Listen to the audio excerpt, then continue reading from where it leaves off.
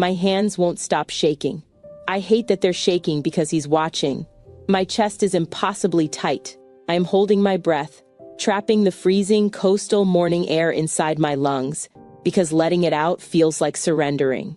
The tremor starts in my fingertips, vibrating all the way up my arms and down into my marrow. I press my fingernails fiercely into my own palms, trying to ground myself in the sharp, sudden pain of it, but it doesn't work. Nothing works. I am standing in the doorway of the life I built from absolute catastrophic wreckage. The morning air is crisp, biting fiercely at my exposed collarbone, smelling of dried salt, damp earth, and the ticking time bomb of impending rain. The weather perfectly mirrors the storm raging inside my own ribs. But I can't feel the cold. I can only feel the terrible, immense gravity of this single, fracture point moment in time. Callister's backpack is packed. It is the heavy canvas one with the slightly frayed left strap. His shoes are tied in tight, meticulous double knots, the exact way I taught him 2 years ago, so he wouldn't trip on the wood chips at the playground, double knotted for a journey he doesn't know is one way. His sketchbook, the one with the good, thick paper, is tucked securely under his small arm. He stands on the edge of the porch for a fraction of a second. He looks at me, just once. His eyes, those dark, impossibly deep eyes that have been my entire universe, my only compass for 7 years, flicker with a silent question. Then, he runs. He doesn't run toward my car parked safely in the driveway. He doesn't run toward the quiet, familiar coastal street where we collect sea glass and cracked shells on Sunday mornings. He runs directly toward the man standing at the exact end of our walkway, next to a rental car that sits idling like an invasive shadow, a piece of the billionaire's clinical cold world that has physically breached the salt-scoured safety of our coastal town. It is the first time in his entire 7 years of life that he has moved towards someone else without checking my face for permission first. The betrayal of it is so profound, so entirely natural, that it nearly drops me to my knees on the hardwood floor of the entryway. Cade catches him, the towering silhouette of the man who commands massive boardrooms simply by displacing the air inside them braces himself. He kneels down on the damp, unforgiving concrete of my walkway. The knees of his expensive tailored trousers immediately soak up the morning dew and dirt, a visual ruin of his former pride. He doesn't care. He catches the 70 pounds of rushing, joyful momentum. The impact lands with a heavy, hollow thud, striking the solid chest of a man who has been waiting his entire life for the blow. Cade says something, a murmur, a low, rough sound, instantly lost to the coastal wind before it can travel the 30 feet back to the porch. Callister laughs. A real laugh. The kind that comes deep from the belly, entirely uninhibited and entirely unearned by the man currently holding him. And then Cade's face does something I haven't seen in 7 years. It softens. The rigid, flawless marble of Cade Winslow, the impenetrable armor he wore when he threw me away in the dark, cracks completely open. The sharp lines around his eyes collapse. His mouth trembles violently. For a terrifying, blinding second, the untouchable authority vanishes entirely. A broken, desperately human man is left kneeling on my sidewalk, burying his face in the shoulder of a son he never knew he had. He looks up, over Callister's messy, wind-blown hair. At me, our eyes meet. Everything unsaid, everything buried, fills the space between us like thick, choking smoke. The 2,555 days of total silence. The echoing dining room where he said 2 words, "Get out," and ended my entire existence. The letter he never bothered to read. The son he abandoned before he was even born. The woman I had to become to survive without him. The man he is desperately trying to prove he has become right now. I force my legs to move. They feel like lead. I walk down the 3 wooden steps. The old wood groans beneath my weight. I kneel beside them on the wet, freezing concrete. I am handing my heart to the man who already knows exactly how to shatter it. I lean in and press my lips to Callister's warm forehead. The familiar smell of his strawberry shampoo mixes violently with the scent of Cade's cedar cologne. The combination makes my stomach turn completely over. I whisper something only my son can hear. A prayer. A warning.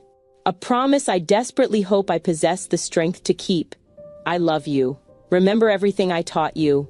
I stand up. I step back. I watched them walk away together, father and son, down the concrete path, toward the rental car idling at the curb, toward whatever comes next in this terrifying new world. I don't move. My hands are still trembling at my sides. I just handed my son to the man who destroyed me. 3 weeks ago, I wouldn't have let him within 10 feet of my child.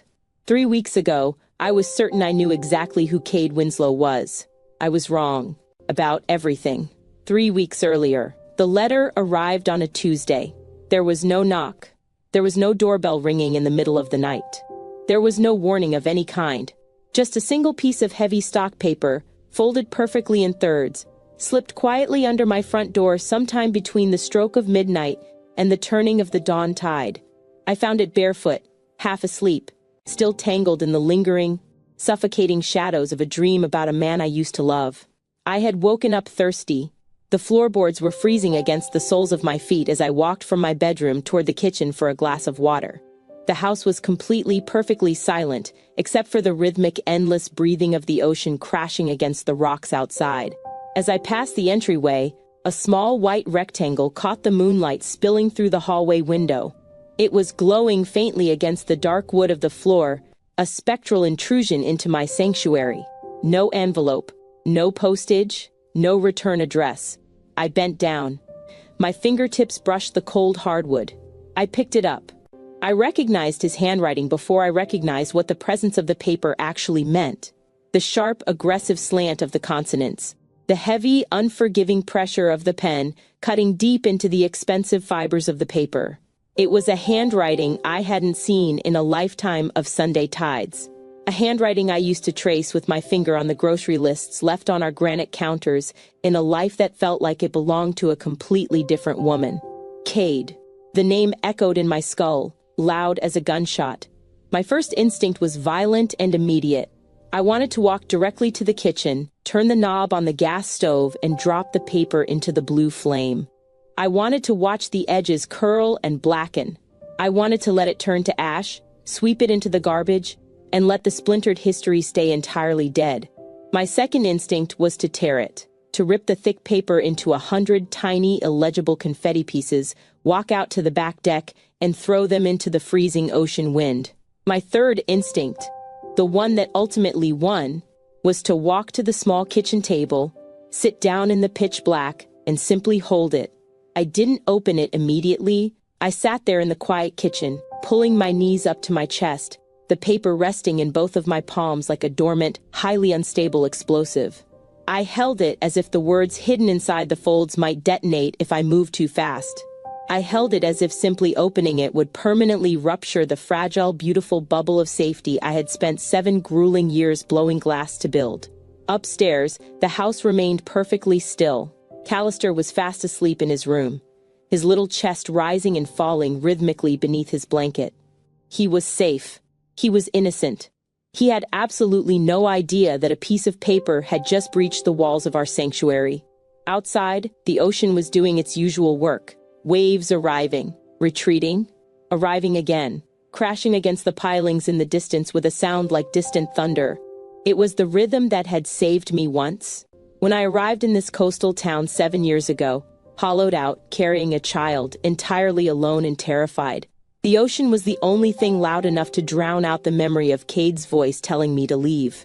I closed my eyes. I listened to the waves. Maybe the water would save me again. A sudden freezing chill washed over my skin, leaving a metallic taste of adrenaline on my tongue. My thumb slid under the sharp edge of the paper. I unfolded the letter. The first crease gave way. The paper was incredibly heavy, the kind of bespoke stationery used exclusively in corner offices at the very top of glass corporate towers. The second crease opened. The scent of him, faint, almost imperceptible beneath the smell of ink, but undeniably agonizingly him, drifted up from the page. I opened my eyes. I looked at the black ink in the moonlight. Delphine, there is no apology in the human language large enough to cover the geography of what I have done to you. There are no words that can unbreak what I so callously broke. I do not expect your forgiveness. I do not deserve it. But I am writing this to you because you deserve the absolute truth. The truth I was too blind, too arrogant, and too foolish to see 7 years ago. I know about Sable, A sharp ringing echoed in my ears. The kitchen walls suddenly felt too close. The air in the room vanished. Sable, the name I hadn't allowed myself to speak out loud in nearly a decade. The woman who had been my closest confidant. The woman who had smiled beautifully at my wedding reception. I know exactly what she did, the letter continued, the handwriting growing slightly more erratic, as if the pen were being gripped too tightly by a shaking hand.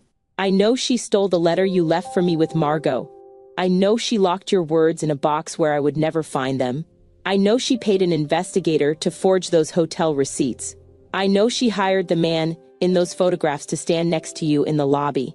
I know the entire timeline she built was a meticulously crafted lie. And I know the GPS records from her own vehicle prove that you were with her, supporting her, every single night I accused you of betraying me. A tear broke free. It was hot and stinging, sliding down my cold cheek and splashing silently onto the wooden surface of the table. But Sable's lies are not my excuse, Cade wrote, the ink pressing so hard it nearly tore the page. Because she didn't throw you out into the dark. I did. She didn't look at her wife, the woman who swore to love her, the woman I swore to protect, and refused to listen to her voice. I did. I was so arrogant, Delphine, so utterly convinced of my own pride. I chose the flawless, manufactured paper trail of a liar over the desperate, bleeding voice of my own wife. The bank records and the GPS data prove she forged everything, but the greatest crime wasn't her forgery. It was my profound, arrogant willingness to believe it. I betrayed your word. I destroyed our marriage because it was easier to be the furious victim of a betrayal than to do the agonizing work of finding the truth. I am a failure. In every conceivable way, a man can fail the woman he was supposed to cherish. I failed you. I squeezed my eyes shut. The words were a massive physical weight, pressing down on my sternum until my ribs ached. 7 years of gaslighting myself, 7 years of wondering if I hadn't fought hard enough, if I hadn't shouted loud enough, 7 years of carrying the suffocating shame of a crime I never committed. And here it was, the exoneration, the complete, total validation, arriving 2,500 days too late to save the girl who had needed it. I opened my eyes. I wiped my face with the back of my trembling hand, and I forced myself to read the final paragraph. I also know about the baby. I know about Callister. My blood ran completely, terrifyingly cold. The thick paper rattled violently in my hands. I hired an investigator to find you the moment I uncovered Sable's theft. I saw the school records. I saw his date of birth. I know he is mine. I have absolutely no right to ask you for anything. You built a life for him out of nothing, while I sat in an empty penthouse feeling sorry for myself. I have no right to a single second of his time. No right to your forgiveness. No right to breathe the same air as either of you. But I am here. I rented a place on the extreme edge of your town. I'm not bringing corporate lawyers. I'm not bringing demands. I am asking for one single solitary thing, a chance to know my son, on any terms you set, with any conditions you require, supervised, restricted, whatever you say. I will wait in this town as long as you need me to wait. If the answer is no, I will respect it. I will pack my things and leave. I will spend the rest of my natural life knowing exactly what I destroyed and living with the weight of it. But if there's any part of you that believes people can change, even people who failed as completely and unforgivably as I did, please, let me try. Cade, I read it once. I read it twice. I read it a third time, my eyes tracing the loops and sharp angles of the letters until they blurred into meaningless black shapes against the white background. I folded it carefully. The first crease. The second crease. I matched the corners perfectly, my hands moving with a strange, robotic precision. Because if I let myself fully feel the magnitude of what I was holding, if I let the reality of his presence in my town sink into my flesh, I would shatter into a million irreparable pieces right there on the kitchen floor.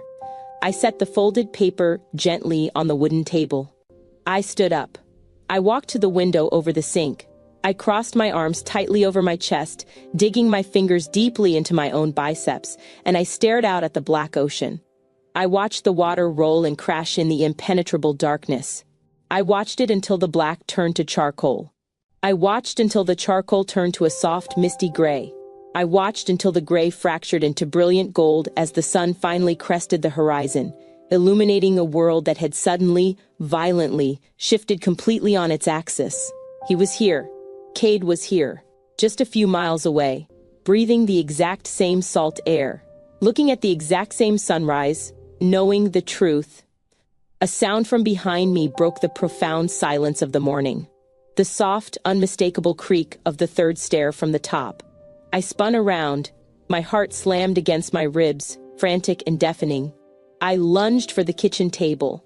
I grabbed the folded letter and shoved it blindly under a linen napkin, just as the soft padding of small bare feet reached the bottom of the staircase.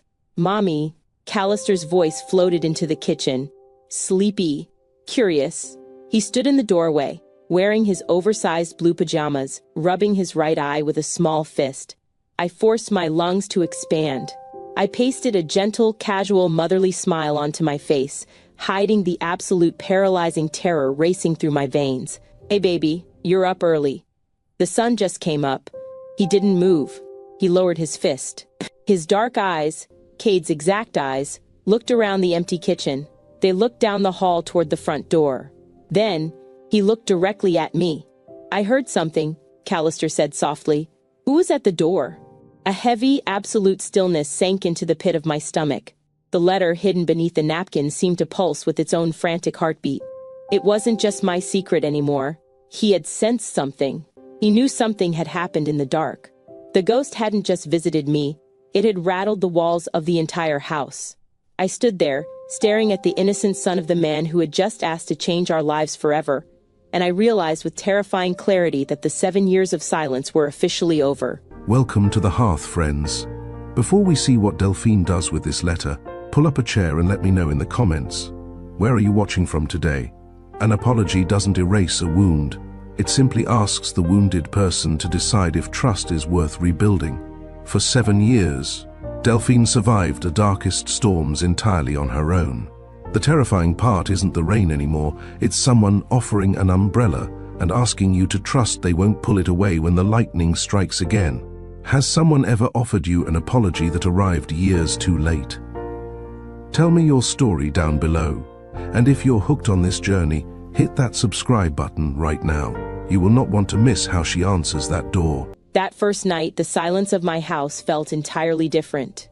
It was no longer the protective, insulated sanctuary I had so carefully cultivated over the last 7 years. It had mutated. It was a heavy, suffocating, waiting silence. It was the absolute stillness that precedes a massive tectonic shift. After I finally managed to coax Callister back to sleep, sitting on the very edge of his twin mattress, rubbing his small back through his cotton pajamas, and telling him a story about a little wooden boat that survived a massive storm until his breathing leveled out, I walked back downstairs. I didn't turn on any of the hallway lights.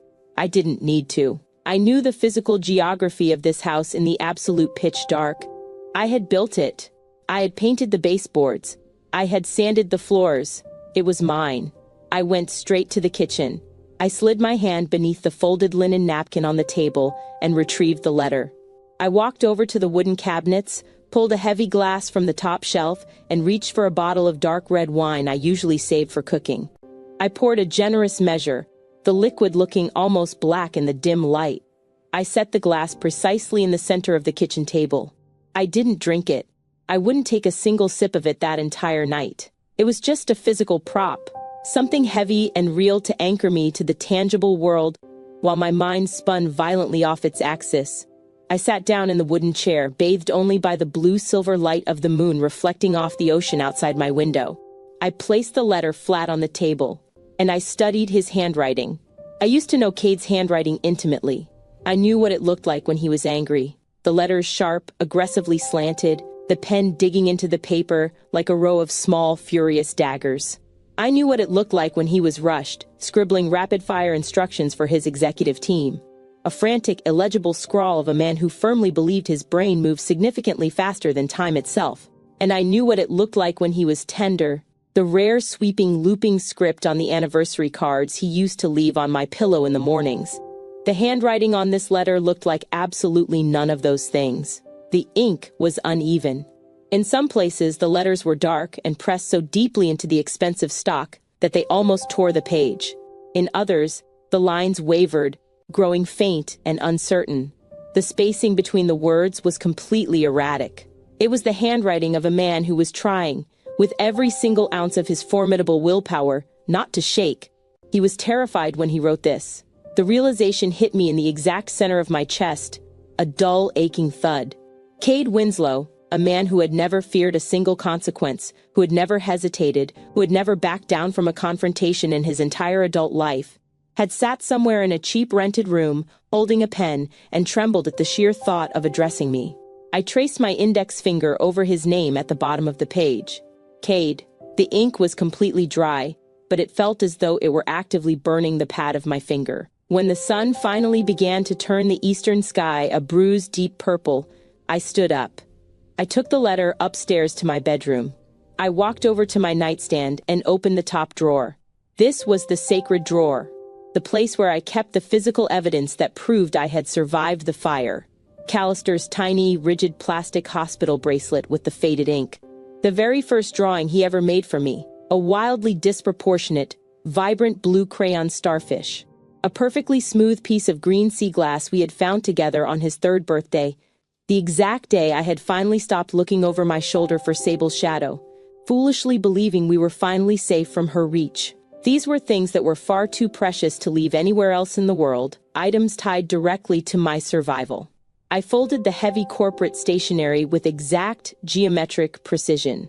I placed the letter in the drawer, pressing it right next to the hospital bracelet. I pushed the drawer shut, the wood closing with a soft final click. The letter lived there now, among the sacred things. I adamantly refused to allow myself to examine what that meant. By day 3, the physical texture of the paper began to change. I hadn't written back. I hadn't called the number he had so carefully printed on the back of the final page. But I hadn't left the letter untouched in the drawer either. I took it out in the morning before Callister woke up. I took it out at night after he went to sleep. I carried it in the deep pocket of my heavy wool cardigan while I washed dishes, the thick stock pressing against my hip like a warm stone. From being folded and unfolded so many times, the sharp, crisp edges of the expensive stationery were beginning to fray and soften. The spine of the creases felt weak and pliable beneath my thumb. The paper was rapidly losing its rigid corporate formality. It was becoming something worn, something handled, something I simply could not stop touching. Every single time I opened it, my eyes snagged on a different sentence, a different fragment of his confession. I chose my pride over your word. I know what she did. I know he is mine. On day 5, the silent pressure building inside my head became entirely unbearable. Callister was at school. The house was empty. The gray Atlantic outside was a churning mass of violence and whitecaps, lashed by a sudden offshore squall. The wind howled against the window panes, rattling the glass. I sat down at the kitchen table. The worn letter was open in front of me. I pulled a fresh sheet of my own lined notebook paper from a drawer and set it down. I picked up a black ballpoint pen. I was going to end this. I was going to give him an answer so I could finally stop suffocating in the agonizing suspended animation of his waiting. I pressed the metal tip of the pen to the paper. Cade. I wrote his name. Just his name. And then, my hand completely froze. The pen hovered a 1/4 inch above the pale blue lines, vibrating with the tension running down my arm. What could I possibly say to him? If I wrote yes, if I told him he could meet the son he had abandoned before he was even born, I was actively inviting a hurricane back into a house I had painstakingly built from toothpicks and sheer will. I was introducing my beautiful, innocent, unbroken child to the man who possessed the exact, highly calibrated tools required to break him. But if I wrote no, if I told him to pack his bags, start his rental car, and drive away from this town forever, I was denying my son a father who was finally standing at the door begging to do the necessary work. I would be unilaterally deciding that my own personal terror was more important than Callister's fundamental right to know where his dark eyes and stubborn jaw came from. Both answers felt like absolute surrender. Both answers felt like a catastrophic, unendurable loss. My breathing grew shallow and rapid. The walls of the kitchen seemed to lean inward, pressing the oxygen out of the room. A massive wave of profound, suffocating anger washed over me. It was a hot, blinding fury. Anger at him for putting this impossible, devastating choice squarely on my shoulders. Anger at Sable for lighting the match that burned my old life to the absolute ground. And a deep, shameful anger at myself for holding the pen and wishing, in some dark, heavily guarded corner of my heart, that I could just lean against his solid chest again. I dropped the pen. It clattered loudly against the wood. I grabbed the notebook paper. I crushed it into a tight, hard ball in my fist, my knuckles turning stark white with the force of my grip. I threw it forcefully into the trash can under the sink. It hit the plastic liner with a hollow, entirely useless sound. I sat back in my chair. I stared at the dark opening of the trash can. I stared at it for 10 unbroken minutes. My jaw locked so tight my back teeth ached. The ocean crashed outside, loud and completely indifferent to my paralysis. Slowly, heavily, I stood up. I walked across the kitchen to the sink. I reached my hand down into the trash can and retrieved the crumpled ball of paper. I carried it back to the table. I sat down and smoothed it out flat with the palms of my hands, pressing my weight into the table. The deep, jagged wrinkles ran directly through his written name, like a series of violent scars. I took the crumpled page upstairs and put it in the nightstand drawer, slipping it right beneath his letter, a permanent, physical piece of evidence documenting my total indecision. By day 8, the town felt far too small to contain the both of us. We lived in a coastal enclave where the roads wound tightly along the steep bluffs, and there were only so many places a person could hide. I had spent the entire afternoon running mundane errands, buying groceries, picking up dry cleaning from the shop on Main Street, moving with a frantic, nervous energy that I couldn't shake. I didn't mean to drive past his cottage. Or maybe I did. The seasonal rental sat on the extreme northern edge of town, perched precariously on a rocky cliff overlooking the churning water. They were small, ordinary houses, the kind of places that rented by the week to tourists who wanted to escape the city and pretend they lived simple, quiet lives for a few days. As my car rounded the bend on the coastal highway, my foot eased off the accelerator. My pulse immediately jumped into my throat, hammering a frantic, suffocating rhythm against my windpipe. The morning fog was incredibly dense, a heavy, salt-laden mist that clung to the windshield. It swallowed the headlights of a sleek, silver vehicle passing in the opposite direction, a shape that registered in my peripheral vision as entirely too polished for this rugged coastline, though I didn't yet understand what its presence truly meant. I kept my eyes focused forward. A sleek black rental car was parked in the gravel driveway of the third cottage. It looked entirely out of place next to the rusted pickup trucks and weathered, salt-stained sedans of the local residents. I rolled my car to a slow, creeping crawl. The marine fog was thick and salty, clinging to my windshield like a damp sheet. The lights were on inside the cottage. Through the front window, the sheer, cheap curtains were drawn back just enough to reveal a sliver of the interior. The room looked sparsely furnished. Bare, white walls. A single harsh lamp illuminated the small space. Then, I saw movement. A tall figure passed the window, shoulders broad, posture rigid. Even through the distorted, fog-smeared glass, the way he carried himself was unmistakable. He was pacing, slow, measured, agonizing steps across the small living room floor, back and forth, like a caged animal. He stopped. He turned his head. For a terrifying electric second, he seemed to look directly out the window, directly through the swirling fog, directly at my car, idling slowly on the street. Panic, cold and incredibly sharp, spiked through my veins. My hands gripped the leather steering wheel so hard my wrists popped. I slammed my foot heavily onto the gas pedal. The car lurched forward, the tires kicking up wet gravel as I sped away down the winding highway.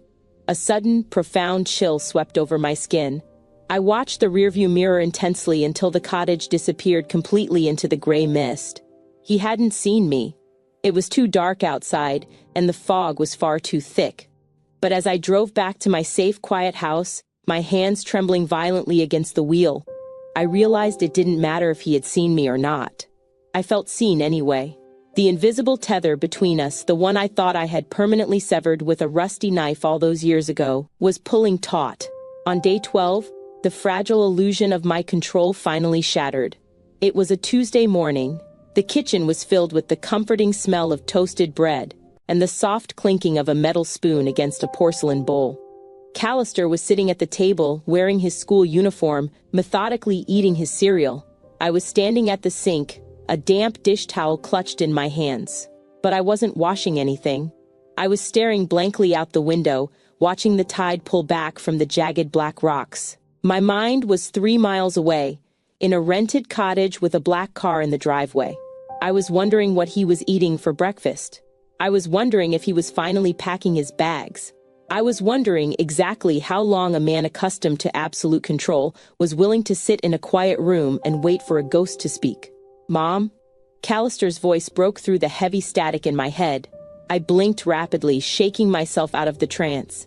I turned around, forcing a bright, easy smile onto my face. "Yeah, baby. Do you need more milk?" He wasn't looking at his cereal bowl. He was looking directly at me. His spoon was suspended halfway to his mouth.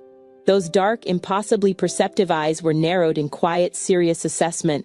"Why do you keep looking at the water like that?" he asked. I wiped my hands on the damp towel, buying a second of time. "I'm not staring at the water, I'm just thinking. Planning out my day." "You think a lot lately," he observed. His voice was casual, but his gaze was entirely fixed. He set his spoon down. The metal clinked loudly against the porcelain. He tilted his head slightly. "Is it about that man?" A heavy, absolute stillness sank into the pit of my stomach. My fingers tightened reflexively around the towel until the fabric dug into my palms. "What man, baby?" "The one from the bookshop," Callister said simply. My heart completely stalled. 2 weeks ago, before the letter had even arrived, we had been in the local independent bookstore on Main Street. I had been paying at the register, and Callister had been looking out the front window. I remembered him mentioning a man standing across the street, wearing a dark suit, just watching the store. I had dismissed it instantly. A tourist, a lost businessman. I had hurried us to the car without ever looking back to verify. I had desperately hoped Callister had forgotten. Children forget mundane things all the time. That was the lie I had been repeating to myself for 12 agonizing days. "Maybe," I whispered. The word tasted like ash on my tongue. Callister didn't push.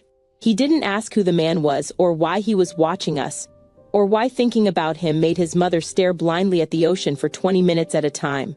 He just picked his spoon back up, scooped some cereal, and went back to eating. But as I watched him chew, I saw the massive, unspoken question sitting right behind his eyes. It was patient. It was immovable. It was waiting for me, as steady and inevitable as the incoming tide. My son knew something was happening. The walls of our sanctuary were already breached, and he could feel the draft. Day 15. It was 6:30 in the morning. The sun hadn't fully risen yet, painting the coastal world in muted shades of gray and freezing blue. Callister was still sound asleep upstairs in his bed. I was fully dressed. I stood in the entryway. The house was completely, perfectly silent. I reached out and picked up my car keys from the ceramic bowl on the console table. The metal jingled softly in the quiet air, the sound painfully loud. I didn't tell myself where I was going. I didn't form the specific thought in my mind. If I thought about it, the terror would completely paralyze my legs. So, I bypassed my brain entirely. My feet knew exactly where to walk. My hands knew exactly how to unlock the door. The decision had already been made days ago, somewhere deep beneath my conscious awareness. My body had simply been waiting for my mind to surrender the fight. I stepped out into the cold morning mist, the keys gripped tightly in my fist. I was just catching up to the decision now. The coastal highway was entirely empty as I drove north toward the highest bluffs. The morning fog was incredibly dense, a heavy, salt-laden mist that clung to the windshield of my car and swallowed the headlights of the rare passing vehicles. I gripped the leather steering wheel until my knuckles ached, my eyes fixed firmly on the winding asphalt ahead. I didn't let my mind wander. I couldn't afford to think about the sheer, blinding audacity of what I was about to do. If I analyzed the situation for even a fraction of a second, the cold terror pooling in my stomach would completely paralyze my legs, and I would turn the car around. So, I reduced my entire existence to a series of mechanical steps. Press the gas, turn the wheel, breathe in, breathe out. The seasonal rentals sat on the extreme northern edge of the town, perched precariously on a rocky cliff overlooking the violent, churning water of the Atlantic. They were small, painfully ordinary, weather-beaten houses with peeling gray paint and rusted mailboxes. I pulled my car into the gravel driveway of the third cottage. A sleek, black rental car sat in front of the house, coated in a thin layer of morning dew. It was the only sign that a man of immense power was currently occupying a space designed for weekend tourists. I turned off the engine. The sudden silence inside the cabin of my car was deafening, broken only by the muffled, rhythmic crashing of the ocean against the rocks 100 feet below. I stepped out into the freezing mist. I didn't look at the water. I kept my eyes locked entirely on the cheap wooden front door of the cottage. My spine was perfectly rigid. My jaw was locked so tightly that a dull throbbing ache radiated up into my temples. I walked up the 3 wooden steps to the small porch. The boards groaned under my boots. I raised my fist. I knocked twice. The sound was sharp, violent, and utterly unhesitating. 10 seconds passed, then 20. I heard the heavy, muffled thud of footsteps hurrying across the floorboards inside. I heard the sharp scrape of a deadbolt sliding back. I heard the rattle of a cheap brass doorknob turning. The door opened. Cade stood in the threshold. A sudden, freezing chill washed over my skin, leaving a metallic taste of adrenaline on my tongue, though I didn't let my facial expression change by a single microscopic millimeter. Looking at him, standing in the harsh, flat light of the coastal morning, I could see exactly what the last 15 days of absolute silence had done to him. A man who had never been denied a single thing in his adult life had just spent 2 weeks learning what it felt like to possess absolutely no control over the only thing that mattered. He looked nothing like the untouchable titan of industry I remembered. He was entirely unshaven, a dark, uneven shadow of coarse stubble masking the sharp, aristocratic angles of his jaw. His eyes were heavily bloodshot, underscored by deep, bruised-looking bags of pure exhaustion. He was wearing a plain gray t-shirt and dark trousers that looked as though he had slept in them for 3 consecutive nights. He looked hollowed out, unrested, broken. For a long, paralyzing second, he just stared at me. His chest stopped moving. His dark eyes widened, taking in the sight of me standing on his doorstep as if I were a terrifying, beautiful mirage that the coastal fog had cruelly manufactured to torture his fragile sanity. I didn't step forward. I didn't cross the threshold. I didn't offer a polite greeting. I simply stood my ground on the damp wood of the porch, my arms crossed tightly over my chest, my posture perfectly straight. I let him look. I let him search my face for whatever it was he was desperately hoping to find. I knew exactly what he was looking for. He was looking for the woman he had married. He was searching for the soft, open girl who used to laugh until she cried on the kitchen floor. The woman who wept openly at retirement tributes for aging professors. The girl whose heart had been entirely transparent, entirely and unequivocally his. But that woman didn't live in this body anymore. The version of Delphine standing in front of him was forged in a bitter, solitary winter. I was constructed of cold, necessary willpower and the kind of fierce, unyielding strength that does not ever ask for permission to occupy space. He had done this to me. He had taken a woman made of warmth and light, and he had forced her to become cold iron just to survive his absence. Instinct suddenly took over his body. It was the deeply ingrained cellular reflex of a powerful man. Cade stepped toward me. It was his old, familiar pattern. Closing the distance, claiming the space, using his physical size and overwhelming presence to command the dynamic of the interaction. 7 years ago, I would have stepped back. I would have instinctively yielded the territory to him. Today, I didn't flinch. I didn't shift my weight. I didn't drop my gaze. I held my ground completely, planting my boots against the warped wood of the porch like deep, immovable roots. The reversal was entirely physical before a single word was ever spoken. He felt it immediately. The air between us violently displaced. The invisible magnetic power dynamic that had always existed between us inverted in the span of a single heartbeat. He realized, looking down into my unblinking eyes, that he could not intimidate me, he could not charm me, and he could not move me. Cade stopped dead in his tracks. His shoulders dropped. He retreated half a step backward, physically submitting to the invisible boundary I had drawn with my posture alone. I owned this doorstep. I owned this moment. And he knew it with absolute crushing certainty. "Here is how this works," I said. My voice didn't shake. It wasn't loud. There was absolutely no heat in it, no lingering bitterness, no explosive anger, no dramatic emotional pitch. It was just pure, cold, absolute authority. I had learned over the years that the most dangerous voice in any room is the one that does not feel the need to rise. Cade swallowed hard. His throat bobbed. He didn't speak. He just nodded, his eyes locked desperately onto mine. "Your money, your name, your massive corporate connections, none of it works here," I told him, my words slicing through the damp air as sharp and precise as a scalpel. "Out there in the world you built, you own skylines. You tell powerful people what to do, and they do it without question. But in my world, in this town, you have absolutely nothing. You are not a billionaire here, Cade. You are just a man who failed his family. Do you understand?" "I understand," he whispered. His voice was cracked, rough from days of disuse. "Good," I said, my expression entirely unchanging. "Because you are asking for proximity to my child, and I am the sole, uncontested gatekeeper of his life. So, you will follow my conditions to the exact letter, or you will pack your bags and drive away today. There will be no negotiations, there will be no compromises. You will not counteroffer." He didn't argue. He didn't ask what the terrifying terms were before blindly agreeing to them. "Whatever you want, Delphine, anything. Condition 1, I said, my voice steady. Supervised visits only. You do not get a single second alone with him. Every interaction takes place in a public location of my choosing. I will be present for every single moment. I will be watching your every move." He nodded quickly, his hands hanging uselessly at his sides. "Of course. Yes. Condition 2, I continued, my voice dropping a fraction of an octave, making the words feel heavier. "You do not touch him without my explicit permission. You do not hug him. You do not pick him up. You do not invade his physical space. He is a child who doesn't know you from a stranger on the street. You will let him set the boundaries, and you will respect them instantly."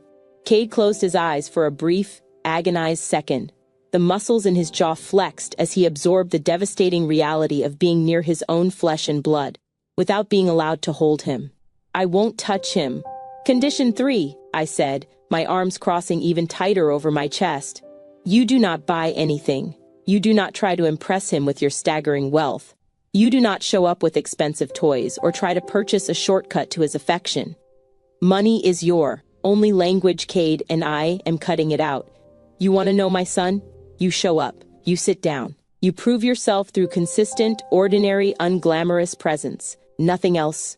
No gifts," Cade agreed softly, opening his eyes. "Just me.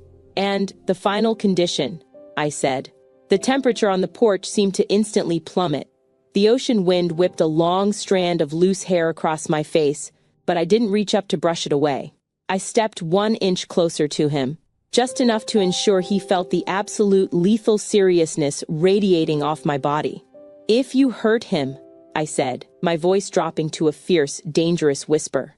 "If you disappoint him, if you make a single promise to that boy that you do not meticulously keep, if you let him start to trust you, if you let him open his little heart to you and then you get tired or scared or angry, and you disappear." I let the unfinished sentence hang in the freezing air for a long, heavy moment. "If you do that to him," I promised, looking directly into the dark, exhausted depths of his eyes, "I will never forgive you. And you will never ever see either of us again.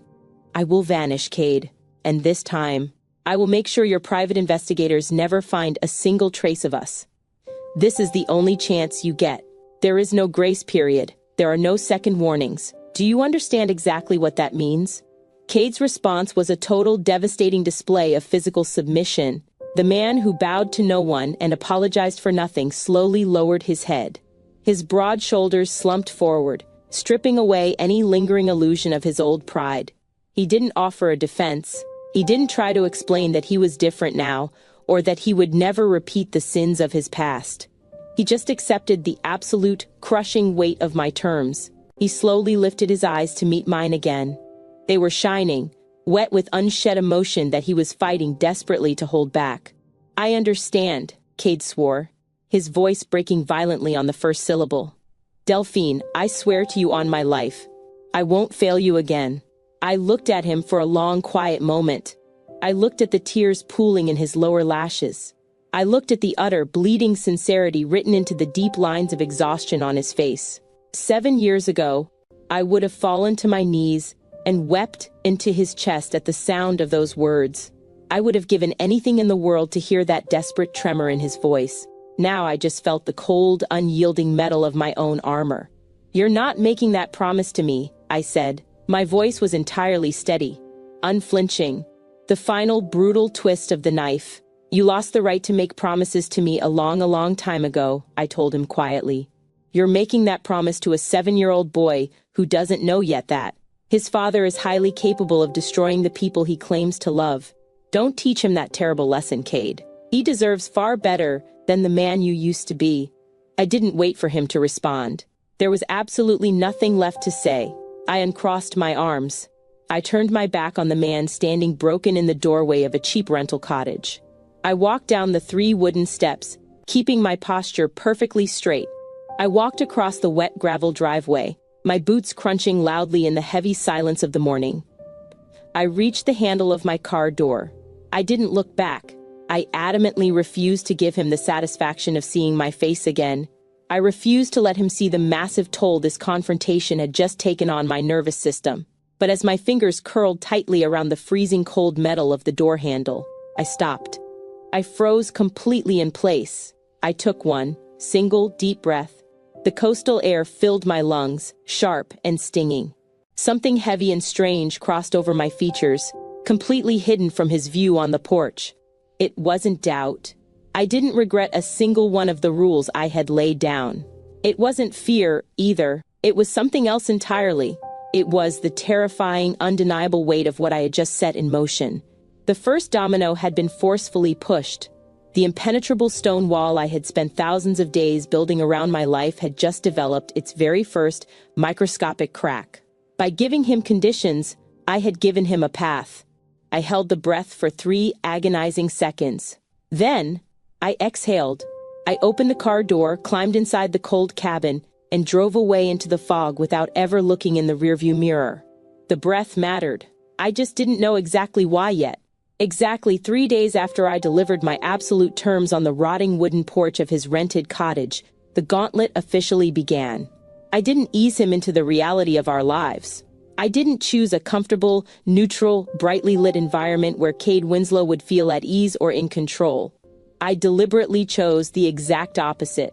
Every single venue I selected over the coming weeks was a calculated, meticulously designed test, formulated specifically to strip away the thick armor he wore and expose whatever was left underneath. I needed to know if there was actually a father beneath the wealth, or if he was just playing a new temporary role. The first meeting was the honesty test. I chose a diner located on the extreme southern edge of our coastal town. It was the kind of establishment that catered almost exclusively to exhausted offshore fishermen, night shift workers, and tourists who had taken a wrong turn off the scenic highway and were too tired to turn around. The air inside the diner always smelled heavily of old fry grease, industrial bleached dish rags, and coffee that had been sitting on a burner for 6 hours too long. The overhead fluorescent lights flickered constantly with a persistent, headache-inducing hum that set my teeth on edge. Callister and I were already sitting in a back booth when Cade walked through the front door. He was wearing a dark wool coat over a slate-gray cashmere sweater. The clothes were understated, completely devoid of visible logos, but the impeccable cut and the rich texture of the fabric screamed of a level of wealth that simply could not be quantified by anyone in this zip code. The outfit alone probably cost more than the entire diner and the cracked asphalt parking lot outside. The exact moment the glass door jingled shut behind him, the entire room reacted. Every head turned. The fishermen paused mid-bite, their forks hovering over plates of greasy eggs. A waitress holding a steaming pot of burnt coffee stopped completely in her tracks, staring openly. Cade ignored them all. He didn't even blink. He didn't offer the room the polite, uncomfortable smile of a man out of his element, nor did he offer the arrogant sneer of a man who knew he was superior. His dark eyes simply scanned the sticky, cracked linoleum floor and the mismatched tables with rapid precision until they locked onto our booth in the back corner. He walked over, took off his heavy coat, and slid into the cracked red vinyl seat directly across from us. The ancient metal springs groaned loudly in protest beneath his weight. 2 booths over, a toddler threw a hard plastic cup onto the floor and began to scream at a decibel level that actively rattled the cheap, water-spotted silverware resting on our table. Cade didn't flinch. He didn't look annoyed. He didn't look anywhere except directly at his son. Callister looked back. It was the very first time they had sat directly across from each other in the harsh, unforgiving light of day. Callister had his sketchbook open on the sticky, laminated table, a bright blue crayon held loosely in his hand, halfway through a drawing of a breaching whale. But he wasn't coloring. He was assessing. He was calculating the stranger sitting across from him with a terrifying intensity. Looking at them in the harsh fluorescent light, a heavy, absolute stillness sank into the pit of my stomach. He had Cade's eyes. It was like watching a mirror reflect a mirror. They both possessed that exact same intense, heavy, gravitational gaze, the kind of look that holds a person firmly in place like a biological specimen pinned under a microscope. But the set of Callister's jaw, the stubborn, unyielding, defiant line of his small chin, was pure Delphine. "Hi," Cade said. His voice was low, incredibly gentle, and completely stripped of its usual commanding corporate cadence.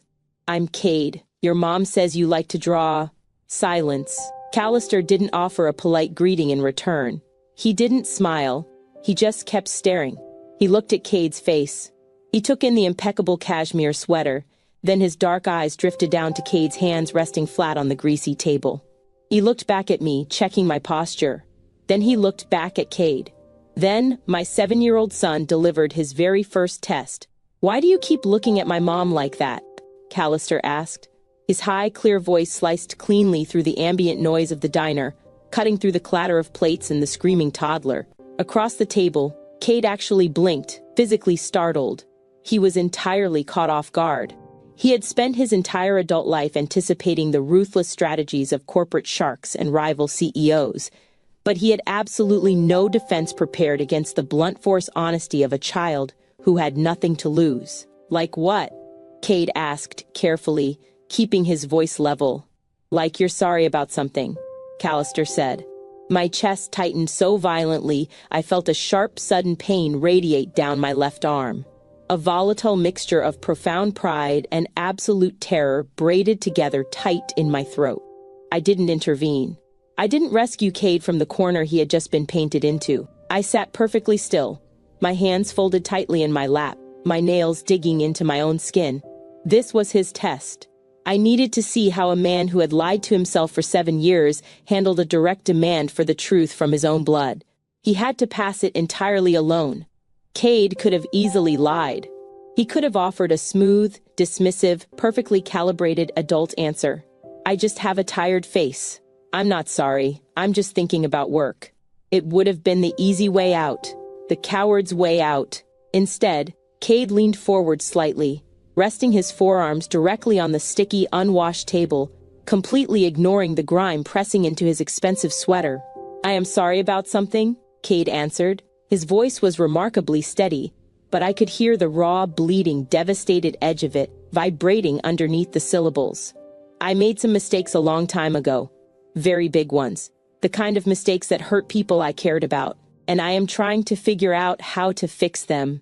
Callister considered this statement with absolute gravity. He tapped his blue crayon against the heavy paper of his sketchbook once, twice. Then, his gaze dropped to Cade's forearms again. "Why do your hands look like they've been working?" Callister observed, his blue crayon pausing. "But your clothes look like they've been sitting still?" Cade's throat bobbed visibly. He swallowed hard, his dark eyes briefly shining with a sudden rush of moisture that he aggressively blinked away before it could fall. "Because I'm trying to learn how to build things with my own hands," Cade answered, softly, laying his calloused palms flat on the table, instead of just buying them. "Your mom is incredibly right about a lot of things, and I have a lot of work to do.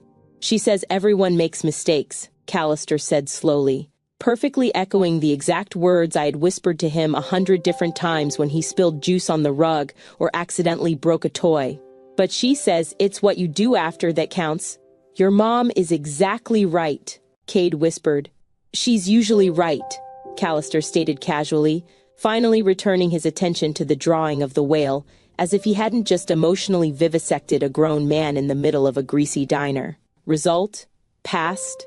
Callister immediately pivoted the conversation to dogs. He informed Cade, without looking up from his coloring, that he desperately wanted a golden retriever, and that his mother had promised they could formally discuss the acquisition when he turned 8 years old. 240 to 3 days, Callister added, pressing the crayon hard into the paper. I counted. The visit lasted exactly 45 minutes. When it was over, there was no hug goodbye in the parking lot. There was no acknowledgement of Cade as anything other than an interesting stranger who had temporarily occupied the vinyl seat across from us. But there was no rejection either. It was a starting line drawn in the sand. 4 days later, I administered the second test, the restraint test. I chose the large municipal park located squarely in the center of town. I timed our arrival perfectly for peak hours on a Saturday afternoon. The playground was an absolute chaotic swarm of screaming children, frantic energy, and parents clustered in tight, highly judgmental pods holding insulated cardboard coffee cups. Cade was an unfamiliar, towering man sitting entirely alone on a wooden bench at the far edge of the woodchips. Every mother in the park eyed him with open, hostile suspicion. He looked too expensive, too sharp, too intensely focused. He looked entirely out of place among the swings and the slides. I stood exactly 10 feet away from his bench, leaning my shoulder against the rough bark of a massive oak tree. Callister was completely ignoring us both. He was entirely focused on conquering the towering metal jungle gym. This was the hardest psychological test I could possibly devise for a man like Cade Winslow. His entire existence, his massive fortune, and his formidable reputation were all built entirely on his unique ability to intervene. If Cade saw a problem, he threw money, power, and overwhelming influence at it until the problem submitted to his will. He fixed things. He controlled things. He removed obstacles. My rule for today was incredibly simple. Watch without helping. Do not intervene. Do not fix it. I watched Cade's physical agony as the long afternoon unfolded. First, Callister moved to the swings. He tried to pump his small legs high enough to gain momentum, but he couldn't get the rhythm right. He kept stalling out, the heavy chains groaning as his sneakers dragged uselessly in the dirt. He looked frustrated. On the wooden bench, Cade's jaw tightened until the muscle ticked visibly in his cheek. His large hands gripped his own kneecaps so hard, his knuckles turned stark, bloodless white. Every single biological instinct in his body was screaming at him to stand up, walk over to the swings, put his strong hands on his son's back, and give him the exact push he needed to fly. But he stayed seated. He breathed through his nose. He didn't move. 20 minutes later, the gauntlet intensified. Callister was standing in line for the twisting yellow slide. A larger, older, significantly heavier boy aggressively pushed his way to the front of the line, shoving Callister hard in the chest. Callister stumbled backward, looking surprised and slightly unsteady on his feet. Cade half rose from the bench in a fraction of a second. His eyes darkened instantly. A flash of pure, lethal, terrifying protectiveness ignited in his expression. The man who routinely dismantled adversaries in boardrooms for simply crossing his path was entirely ready to verbally obliterate an 8-year-old child on a public playground. From my spot against the oak tree, I cleared my throat. Once, loudly. Cade froze mid-motion. He snapped his head toward me. Our eyes locked over the chaotic heads of 20 running children. I didn't shake my head. I didn't speak. I just held his intense gaze with my own. Remember the rules. Slowly, agonizingly, Cade forced his body to submit. He sat back down on the hard wooden slats. He pulled in a sharp, ragged breath of cold air, and he watched in absolute tortured silence as Callister righted himself, dusted off his hands, and simply waited patiently for his next turn on the slide. The final, brutal blow came 10 minutes before we were scheduled to leave. Callister's right shoelace came untied. As he ran toward the monkey bars, he stepped on the lace and tripped, pitching forward and skinning his knee slightly on the abrasive rubber matting at the bottom of the slide. It wasn't a severe scrape, just enough to sting and draw a tiny bead of blood. Callister sat on the ground, his face screwed up in concentration, struggling to tie the complicated double knot with small dirt-covered fingers. Cade's face was a portrait of pure, unadulterated torture. The physical restraint was costing him something deep, fundamental, and profound. I could see the agonizing tension radiating off his broad shoulders in thick, heavy waves. I could see the way his chest heaved as he fought the desperate, overwhelming biological urge to rush forward, drop to his knees, comfort his bleeding child, and tie the shoe for him. He wanted to be useful. He desperately wanted to be a father, but he didn't move. He didn't overstep the boundary I had drawn. He swallowed his massive pride, he swallowed his instinct to control the environment, and he followed the exact punishing rules I had set. He sat in agonizing silence, his hands trembling slightly, until Callister finally managed a messy, uneven knot and ran off toward the monkey bars. Result: passed. But it cost him dearly. I filed that realization away in the quiet, hyper-analytical part of my brain. He was entirely willing to suffer in order to keep his promise to me. The third meeting took place at an outdoor beachside cafe at the end of the second week. This was the silence test. The coastal weather had turned deeply hostile. A brutal, bitter wind whipped relentlessly off the gray Atlantic, making conversation practically impossible. Fine, gritty sand continuously blew across the exposed wooden deck of the cafe, gritting against our teeth and settling into the foam of our expensive lattes. Salt spray coated the metal tables with a sticky, damp, uncomfortable film. It was miserable. And it was exactly what I wanted. Callister had completely abandoned his food after only 3 bites. He was currently spending his time running wildly down the shoreline, screaming in pure delight as he chased a flock of aggressive, shrieking seagulls away from the crashing surf. That left Cade and me sitting at the small, square metal table on the deck. We sat exactly 3 feet apart. It was a physical, geographic rule neither of us had ever spoken aloud, but it was one we both rigidly, obsessively obeyed. We were close enough to speak if a sudden emergency required it. We were far enough apart to easily pretend we were just 2 absolute strangers who happened to be sharing a table while casually watching the same child play in the sand. My test for him today was entirely psychological. Powerful men absolutely despise silence. They view empty air as a terrifying vacuum that must immediately be filled with the sound of their own voices. They use words as weapons and tools. They use words to build bridges, to manipulate outcomes, to negotiate terms, to frantically explain themselves, and to demand forgiveness from the people they have wronged. I desperately wanted to know if Cade Winslow could exist in my physical presence without trying to fill the space. I needed to see if he could sit there without offering me another tearful apology. Without trying to use his articulate words to build a bridge I hadn't asked him to construct. We sat there for a full hour. The bitter wind howled violently around us, rattling the heavy canvas umbrellas bolted to the deck. The ocean roared in the background, a massive, deafening, continuous wall of sound. Cade sat with his large hands wrapped tightly around his cooling coffee cup.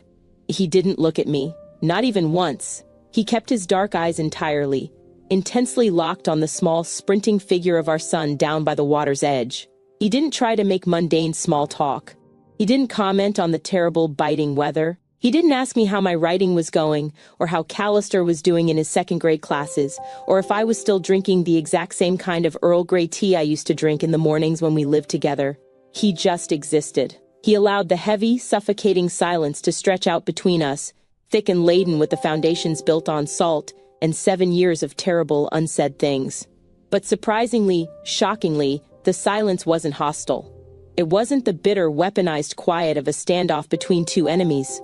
It was just quiet. We were learning, slowly, agonizingly, and painfully, how to occupy the exact same geographic space without tearing each other apart. We were learning how to exist within the blast radius of our shared catastrophic history without detonating. That was something. It wasn't forgiveness, and it certainly wasn't anything resembling trust, but it was a foundation made of something stronger, something other than pure, burned ash. Result: past. When Callister finally ran out of energy, returning to the metal table with flushed red cheeks and small lungs full of cold, salty air, I signaled sharply that the visit was over. We walked back to the gravel parking lot in a single-file line. Callister was in front, skipping slightly over the uneven, rocky ground. I walked a few paces directly behind him. Cade walked exactly 3 feet to my right. The wind had died down slightly, leaving a strange ringing stillness in my ears as we approached my car. As I reached into my coat pocket for my keys, I turned my head, just a fraction of an inch. I looked at Cade's profile as he walked. I looked at the sharp aristocratic line of his jaw, now covered in a neat dark beard. I looked at the way the dying wind caught his dark hair. I looked at his hands, hanging loosely at his sides, the exact same hands that had once held my face like I was the most precious, fragile thing on the entire earth. I caught myself watching him. It wasn't with suspicion. It wasn't with the hypervigilant, terrified guardedness I'd worn like a heavy second skin since the very day his letter arrived under my door. It was something else entirely. It was curiosity. It was the dangerous, terrifying, magnetic pull of genuine interest. I was looking at him and actively wondering what he was thinking. I was wondering how the freezing cold air felt against his bare skin. I was wondering exactly who this quiet, deeply restrained man was, and where the arrogant authority had actually gone. I snapped my gaze forward, staring intensely at the back of Callister's bright blue jacket. A sudden, metallic taste of adrenaline flooded my mouth. No, I thought, the internal voice desperate, panicked, and pleading. Not yet. Not again. Do not do this to yourself. I unlocked the car with a sharp, loud click of my key fob.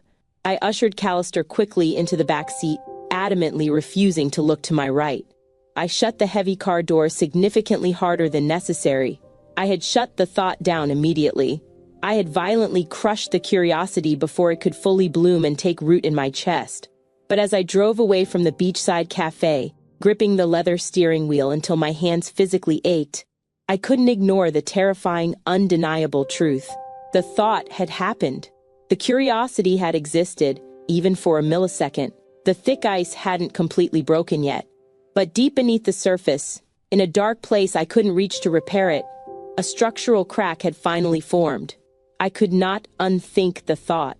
The dangerous, terrifying curiosity that had briefly bloomed in the gravel parking lot after our beachside cafe visit became a stubborn, invasive weed in the meticulously manicured garden of my defenses.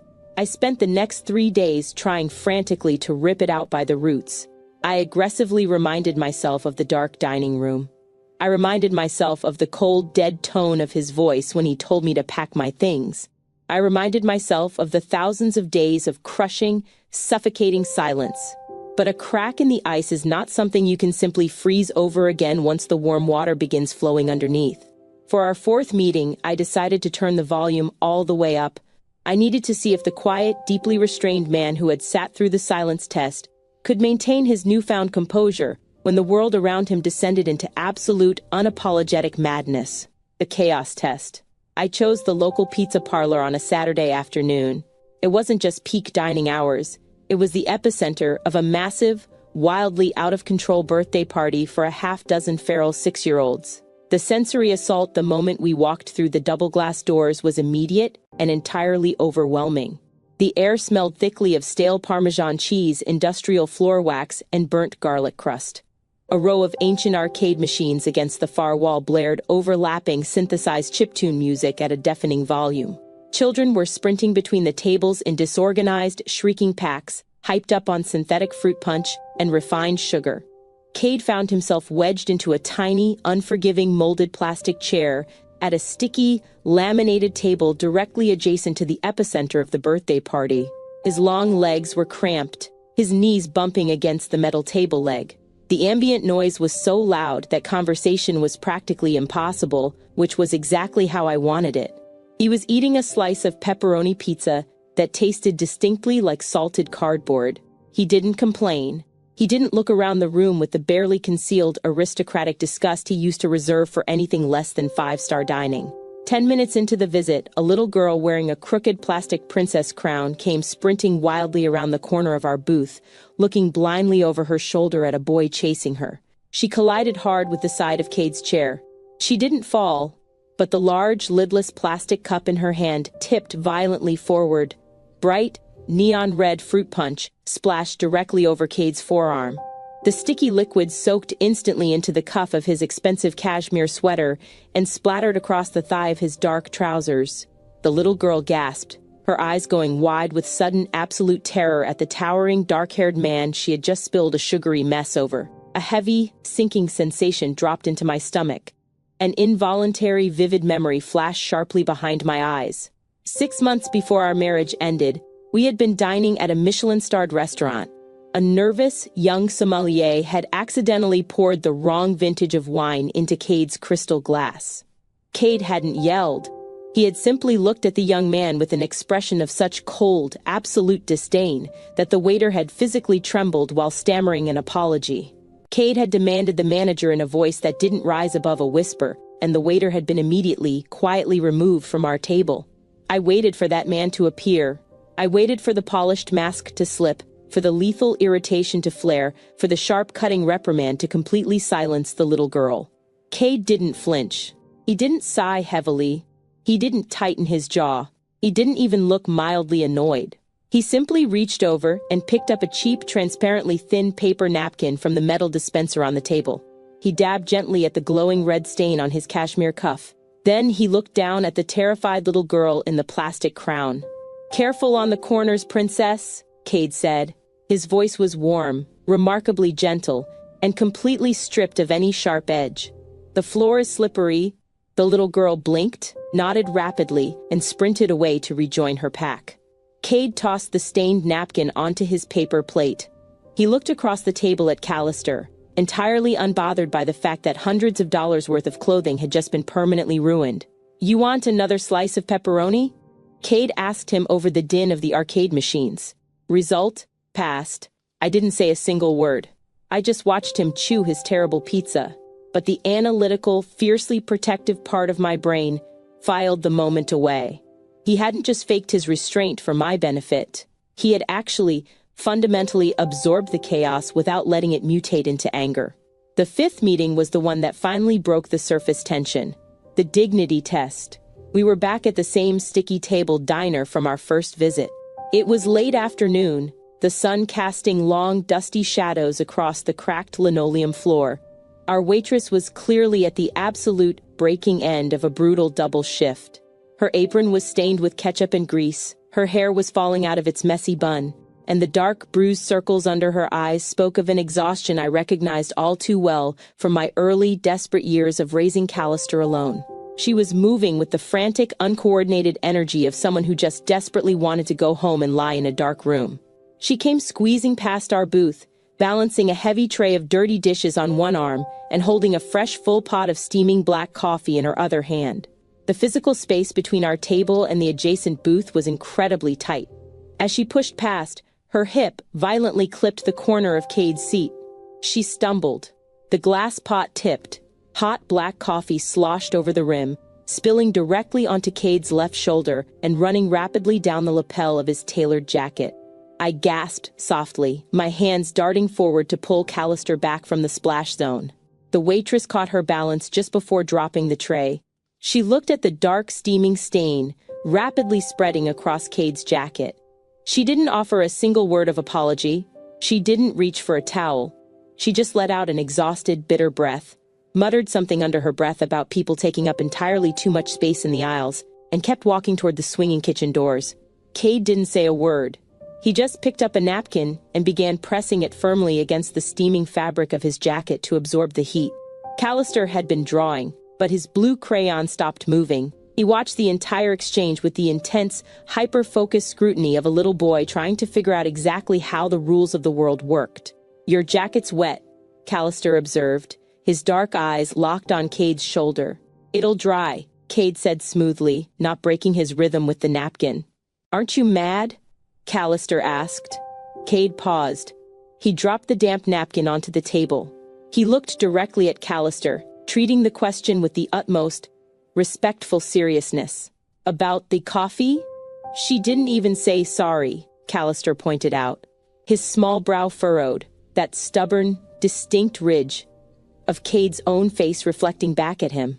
"And it's hot, and she yelled at you for taking up space. You didn't do anything wrong." Cade leaned back in his vinyl seat, looking deeply into the eyes of the son he was trying so desperately to earn. "She looked like she was having a really, really hard day," Cade said softly. "Sometimes when people are that tired, They simply don't have enough energy left in their bodies to be polite. It wasn't about me taking up space. It was about her being at the absolute end of her rope. Cade offered a small, easy shrug. Some things aren't worth being mad about. You save your anger for the things that actually matter. Callister considered this. He stared at Cade for a long, unbroken 10 seconds. He processed the logic, weighing it carefully against the heavy, immovable truths of his own 7-year-old world. Then, Callister nodded once. He went back to his drawing. But something fundamental had just shifted in the way my son was looking at this man. The heavy, calculating suspicion that had clouded his dark eyes for the past 2 weeks had evaporated. It was replaced by something entirely different, something significantly closer to genuine interest. Across the table, something shifted behind my eyes too. It wasn't warmth. Not yet. I was still too terrified for genuine warmth. But the heavy, impenetrable mortar that had sealed my heart for 2,000 days had definitively, undeniably begun to crumble. A blinding shaft of light was breaching the fortress. The man sitting across from me, absorbing indignities with quiet, unbothered grace, was a total stranger to me. And for the very first time, I wanted to know him. Over the next 30 minutes, the slow accumulation of microtrust began to build in real time. Callister stopped simply answering Cade's polite questions and began asking his own. He administered a rapid-fire interrogation, his crayon occasionally pausing over the heavy paper as he waited for the answers. "What's your favorite color?" Callister asked, not looking up. "Blue," Cade answered immediately. "Dark blue, like the deep part of the water just before the sun goes down completely." Callister nodded. "Acceptable. Do you know how to swim?" "Yes. I grew up near a large lake. I swim pretty fast." "Can you draw?" "No," Cade admitted, a small, genuine, self-deprecating smile touching the corner of his mouth. "Not as well as you do. I can barely draw a straight line with a ruler." Callister finally looked up. "Why not?" "Some people are artists," Cade explained gently, gesturing to the open sketchbook on the sticky table. "They have a rare gift for seeing the world and putting it on paper. Some people, like me, just get to appreciate the art that other people make." Callister seemed to accept this division of labor. He looked down at his book. He hesitated for a fraction of a second, his small fingers resting lightly on the edge of the spiral binding. Then, entirely unprompted, my son pushed his open sketchbook across the diner table toward Cade. It was an offering, a lowering of the heavy drawbridge. Cade's breath hitched audibly. He reached out with visibly trembling fingers and gently took the book. He turned the pages with absolute breathtaking reverence, as if he were handling ancient priceless manuscripts instead of blue and green crayon scribbles. There were pages and pages of the ocean, different times of day, different weather patterns, different, complex moods. Callister captured the violent, chaotic chop of a storm just as beautifully as he captured the glassy, mirror-like stillness of a low tide. The kid had raw, undeniable talent. "Callister," Cade whispered, his voice thick with genuine awe. "These are incredible. You drew all of these?" Callister shrugged, leaning back against the red vinyl. "I know," he said simply. It was the casual, unshakable confidence of someone who had never once been taught to doubt himself. It was the impenetrable armor I had spent 7 years forging for him. I had raised a child who knew his own worth, a child who didn't shrink when complimented, a child who firmly believed his voice and his vision mattered in the world. Cade looked up from the open sketchbook. He looked directly at me. There was a depth of love, an absolute blinding reverence in his eyes that physically anchored me to my seat. He was looking at me and recognizing exactly what I had built in the desolate vacuum of his absence. I knew, in that single, charged glance, that he loved me more fiercely in that dirty diner booth for the son I had raised alone than he had ever loved me in the luxury penthouse we used to share. When the visit ended, we walked out into the cool, damp evening air. As we reached the gravel parking lot, Cade stopped walking. He reached into the deep pocket of his wool coat. "I brought you something," Cade said, turning his attention to Callister. My heart instantly seized in my chest. I had explicitly forbidden gifts. I had laid down the law on the wooden porch. You do not buy anything. You do not try to impress him with your staggering wealth.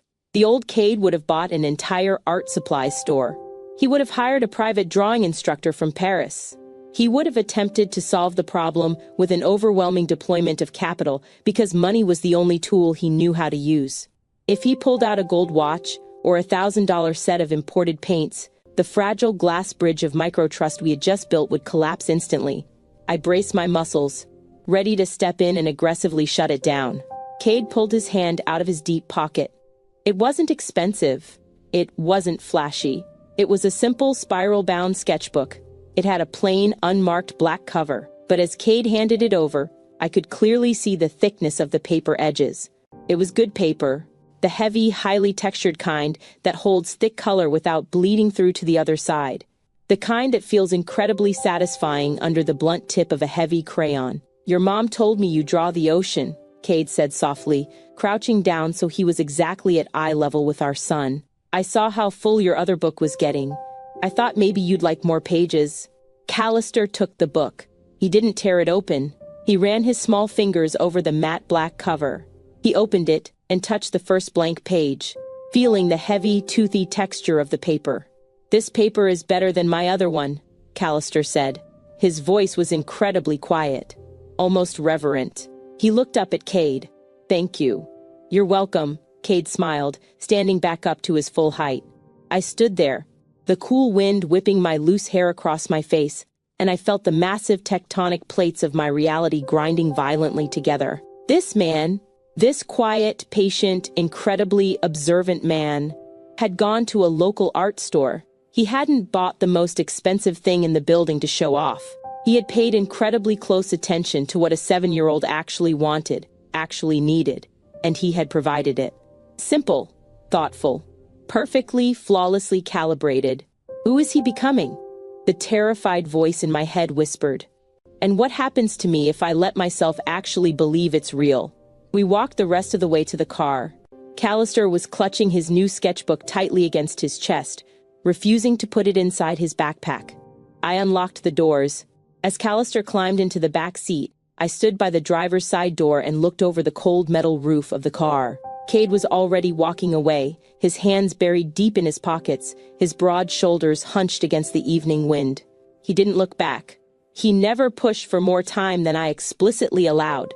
As I watched his retreating figure, a realization hit me with the devastating physical force of a blow. A sharp ringing echoed in my ears. My hands froze rigidly on the car door. I wasn't just watching my son warm up to Cade. I was watching myself warm up to him too. The thought arrived fully formed, undeniable, and utterly paralyzing. I'm not watching him anymore, I realized, a cold sweat breaking out across the back of my neck. I'm watching myself watching him, and that realization terrified me far more than anything Cade Winslow could ever do to me.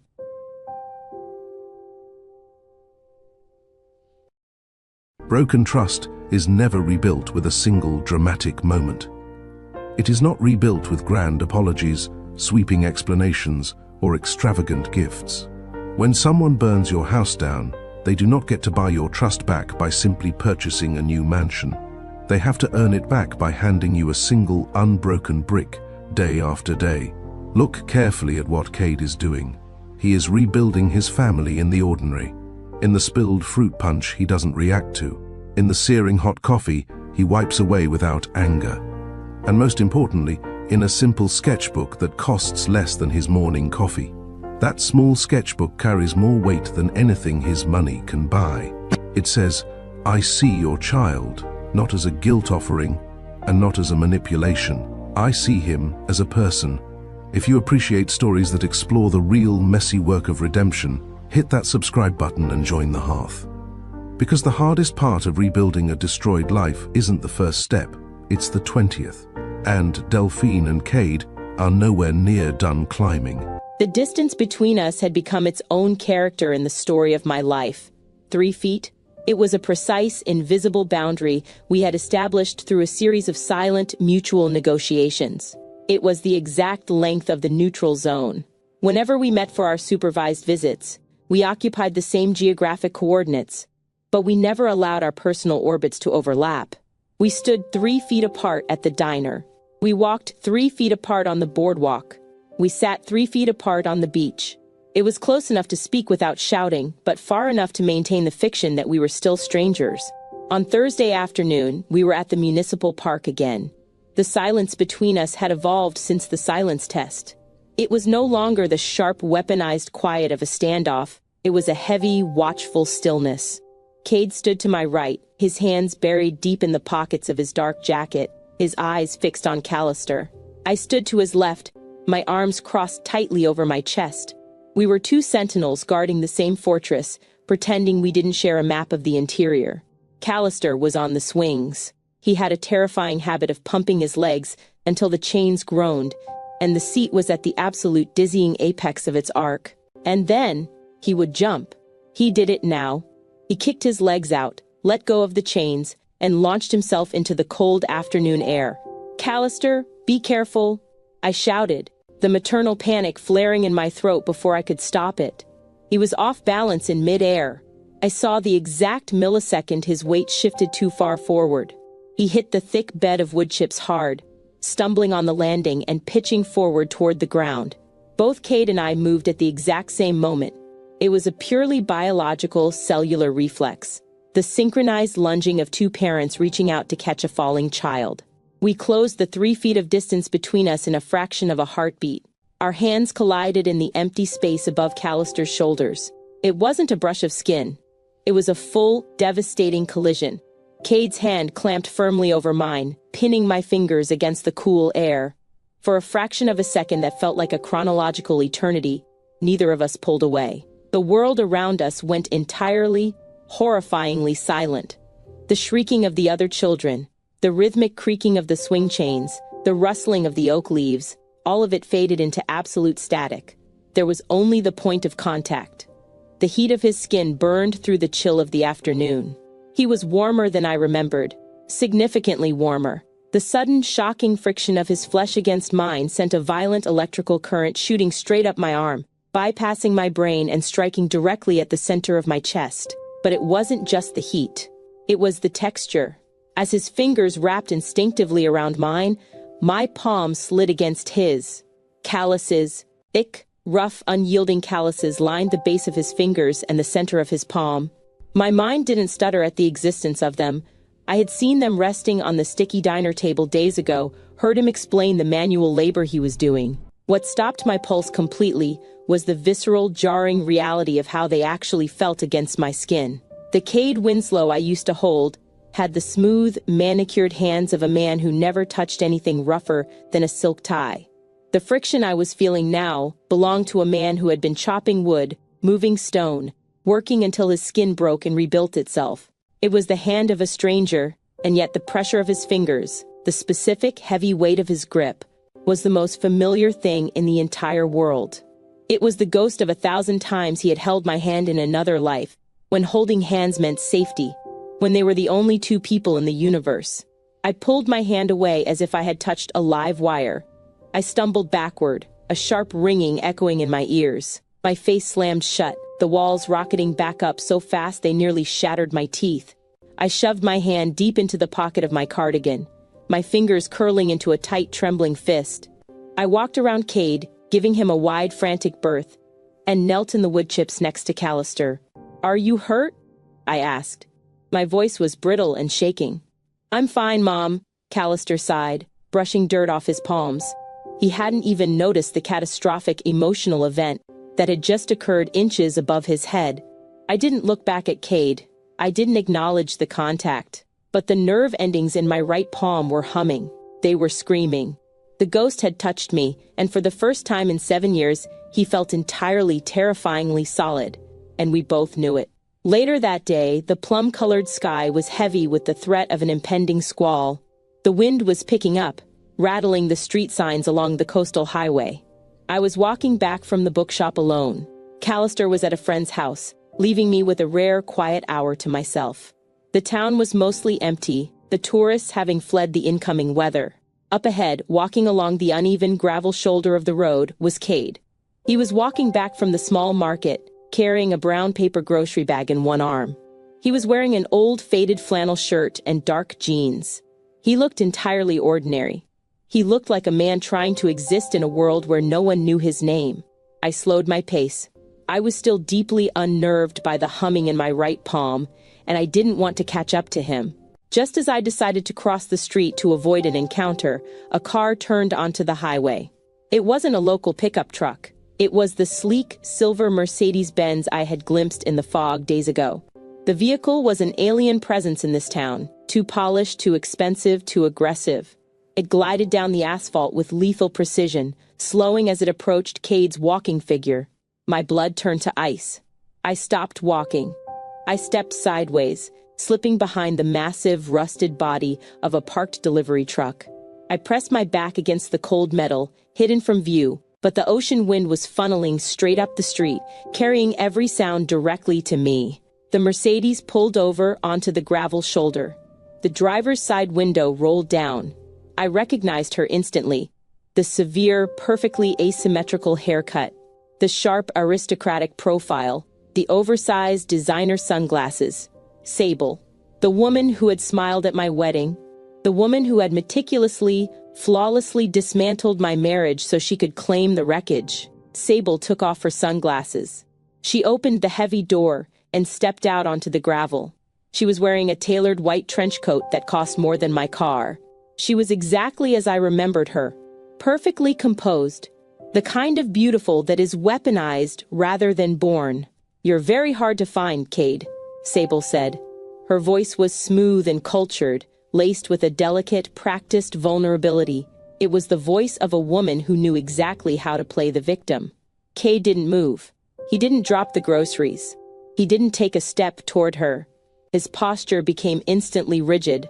The quiet man in the faded flannel vanished, replaced entirely by a cold, absolute authority. "How did you find me?" Cade asked. His voice was not loud. It was a low, dangerous rumble. Sable took a step closer, her heels clicking softly on the pavement. She reached a hand out, a gesture of manufactured concern. "I have my ways," she said softly. "I was worried about you, Cade. You just disappeared. You left the firm, the penthouse. I didn't know if you were safe. And when I found out you were here, in this place," she looked at the humble town with barely concealed disdain. "I had to come. There are things you need to understand, things that put everything into a different context." Cade remained perfectly still. "Is that right?" "Yes," Sable pressed, stepping closer. "I know you're angry. I know what you think I did. But I was protecting you, Cade. I saw what she was doing. I saw who she really was. Delphine was using that pregnancy to secure a position in your life. I had to show you." "Stop." The word cut through the air like a blade. It wasn't a shout. It was a single, absolute command, delivered with such lethal precision that Sable actually flinched.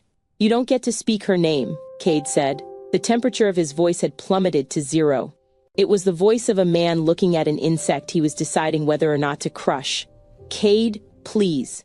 "I know exactly what you did, Sable," Cade interrupted, his words sharp and deliberate. "I know about the stolen letter. I know about the box you locked it in. I know about the investigator you bribed. I have the bank records proving you paid the man in those photographs. I have the GPS data proving Delphine was with you every single night I accused her of betraying me." Sable's mouth opened, but no sound came out. The porcelain mask of her face cracked, revealing the calculating panic underneath. "You didn't protect me," Cade continued, taking one slow step toward her. "You destroyed the only thing I ever loved. You looked at a woman who called you her friend and you annihilated her.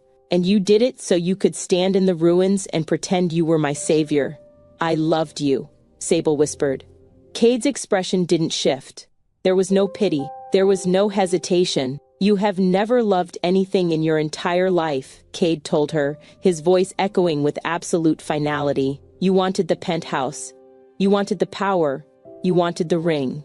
And you spent 7 years watching me become a ghost because of it. That is your legacy, Sable. That is the only thing you have ever accomplished." Sable stumbled backward until her knees hit the bumper of her car. "Whatever angle you thought you were going to play here today," Cade said, turning his body away, "is over. I see you now. I see exactly what you are." "Cade, do not ever contact me again," Cade ordered. "Do not ever come near this town again. If you ever try to contact Delphine, if you ever take one step toward my son, I will." Spend every ounce of wealth I possess to ensure you do not have a life left to live. Get in your car, Sable, and get out of my sight." He didn't wait for her to respond. He adjusted his grip on the groceries, turned his back on her, and began walking down the road. He didn't look back, not once. Behind the truck, my legs felt hollow. I braced my hands against the metal, my heart hammering a frantic rhythm. I peered around the edge of the bumper. Sable stood frozen against her car for a long, terrible moment. Then, she moved. She didn't cry. She didn't collapse. She slid into the driver's seat and closed the door with a solid, expensive thud. Through the tinted glass, I watched her. She sat there without starting the engine. She lifted her right hand and placed it on the steering wheel. Her manicured nails tapped slowly against the leather. 1, 2, 3. It was a rhythm, a metronome counting down to a detonation. Then, her lips curled. It was a smile, small, cold, and entirely private. It was the exact look I had seen at my wedding reception, the look of a predator studying the borders of a new territory. She started the engine. The Mercedes pulled smoothly away and vanished down the highway. She wasn't finished, but as I stood there on the cold sidewalk, it wasn't Sable's return that was making my chest tight. It was Cade. I had just watched him defend me. He had defended my truth and my child, and he had done it without an audience. He didn't know I was standing 50 feet away. He hadn't rejected Sable as a performance or a strategic manipulation. He had done it simply because it was the truth. Something massive snapped in half inside of me. It wasn't my walls. It was my certainty. For 3 weeks, my only defense against him had been the absolute ironclad certainty that he was a monster. I had relied on the memory of the man who threw me out to keep myself safe. But the man walking away down the gravel road, carrying a bag of groceries in the wind, wasn't that man. Maybe he wasn't a monster anymore. Maybe this was someone else. I didn't know the answer yet. But as I stood alone on the sidewalk, the question was suddenly louder than the answer used to be. I picked up my bag. My right hand was still humming. I looked in the direction Sable's car had disappeared. "She isn't finished," I whispered aloud. I took a breath. The cold air filled my lungs. And neither am I. The parking lot of the municipal library was nearly empty, bathed in the long, fractured light of a dying afternoon. Another supervised visit had just concluded. It had been an hour of quiet, heavy proximity among the dusty stacks of the children's section. Callister was already buckled into the back seat of my car, his head bent over his new sketchbook, completely insulated from the charged atmosphere outside by the heavy glass and steel. He was oblivious to the two adults standing exactly 3 feet apart on the cracked asphalt, carrying the crushing weight of 2,000 days of silence between them. I stopped with my hand hovering over the driver's side door handle. I didn't open it. I couldn't. I looked at the tinted window, ensuring Callister was occupied. Then I turned to face Cade. Ever since I had secretly witnessed his confrontation with Sable on the gravel shoulder of the highway, a single agonizing question had been burning a hole through my chest. It was the missing piece of the puzzle. The one jagged shard of our history that I couldn't make fit into the narrative of his return. I couldn't move forward. I couldn't even stand still until I understood the specific anatomy of his failure. "I have to ask you something," I said. My voice was low, clipped by the cold wind blowing off the harbor. "And I need you to answer me with the absolute truth." Cade stopped. His hands slid slowly out of his jacket pockets. He turned his entire body toward me, standing completely open and undefended. "Anything," he said. I swallowed the sudden thick lump of terror in my throat. "Why didn't you read the letter?" The wind seemed to die in the small space between us. The night I left, I continued, forcing the words past my teeth before I could lose my nerve. "I gave the letter to Margot. She promised to put it on your desk where you would find it immediately. If you had just opened it, if you had just read my own words, you would have seen the timeline. You would have known to check the records. Why didn't you look for it? Why didn't you look for me?" Cade was quiet for a long, excruciating time. He didn't look away. He didn't break eye contact. But the color drained entirely from his face, leaving him pale and stark in the fading daylight. He stood in the parking lot of a town 3 states away from the empire he had built, and he let the full, crushing weight of my question land squarely on his shoulders. When he finally spoke, his voice was measured. It was painfully, unnervingly controlled. He was building the architecture of his own execution, laying the bricks of his guilt one by one. "Because I was so sure I was the victim," Cade said slowly, his dark eyes locking onto mine, "that I never once considered I was the executioner. I didn't move. I barely breathed." "Sable lied," he continued, the second layer of the confession unspooling in the cold air. "She built something so incredibly convincing that anyone might have believed it. The receipts, the manufactured timeline, the photographs. She created a flawless alternative reality, and she planted the seed of doubt so deeply that I couldn't see past the shadows she cast." He paused. He swallowed hard, his throat working against a massive invisible obstruction. "But that's not why I failed you." The rigid control in his voice began to fracture. The man who never lost his composure in the face of a crisis was actively breaking apart in front of my eyes. "I failed you," Cade said, his voice cracking violently on the words, "because when you stood in front of me, my wife, the woman I had promised to protect for the rest of my life, and you told me the truth, I chose the flawless manufactured paper trail of a liar over the desperate, bleeding voice of my own wife. I chose my own pride over your word," he confessed, the sentence tearing out of his chest as if it were being physically extracted.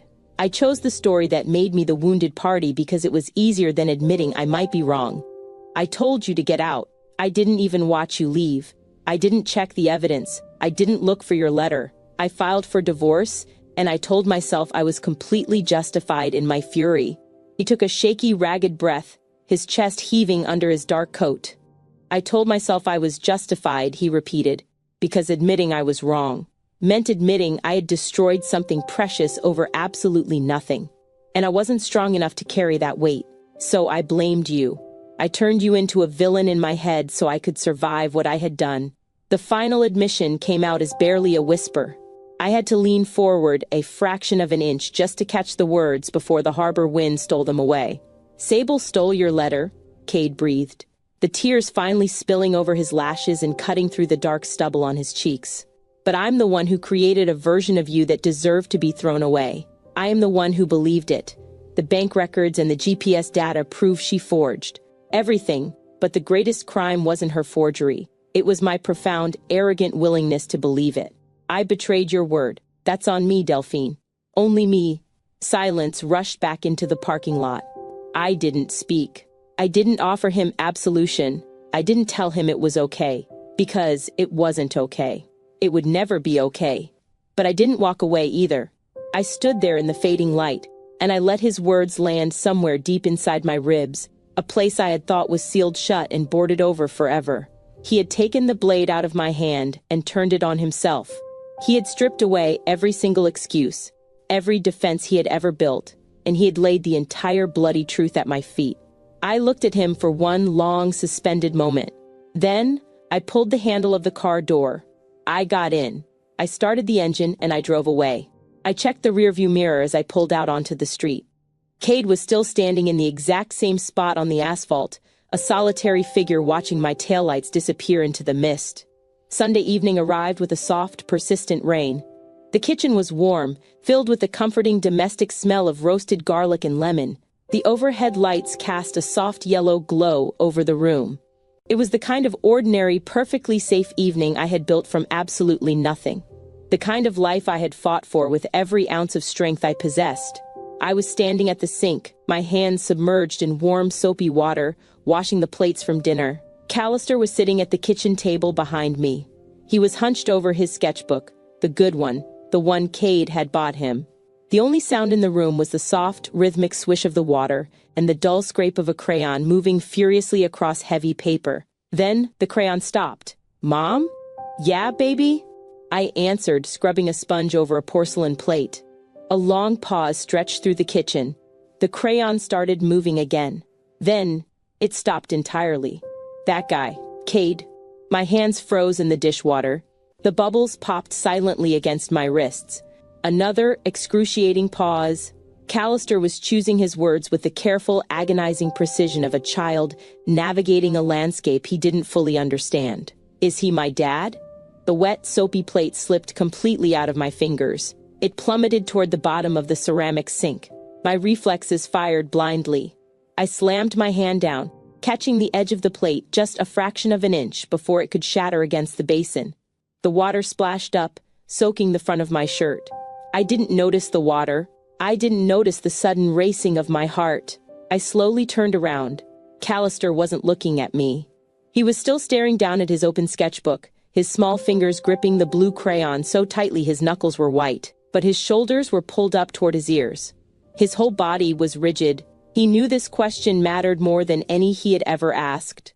I turned off the faucet. The sudden silence was deafening. I picked up the dish towel and dried my hands. I moved slowly, deliberately, forcing my breathing to level out. I walked over to the kitchen table. I didn't sit in the chair across from him. Instead, I sank to my knees on the hardwood floor right beside his chair, bringing myself below his eye level. I reached out. I took his small, perfect face in both of my hands. I placed my thumbs gently on his cheekbones, the exact specific way Cade used to hold my face when he wanted to make sure I was listening to him. Callister finally looked at me. His dark eyes were wide, searching my face for the reaction he feared. "Yes," I whispered. My voice was incredibly soft, but it didn't shake. "Yes, baby. He is." Callister processed this. He didn't gasp. He didn't cry. He just stared at me as his brain worked furiously to reorganize his entire understanding of the world. His brow furrowed. That stubborn, beautiful ridge. "Did he get lost?" Callister asked. I almost laughed. A second later, I almost sobbed. The emotion lodged in my throat, a sharp, suffocating knot of grief and wonder. "What do you mean, baby?" I managed to ask. "Like before," Callister said, gesturing vaguely to the space around us, to the 7 years of our life that had only ever contained the two of us.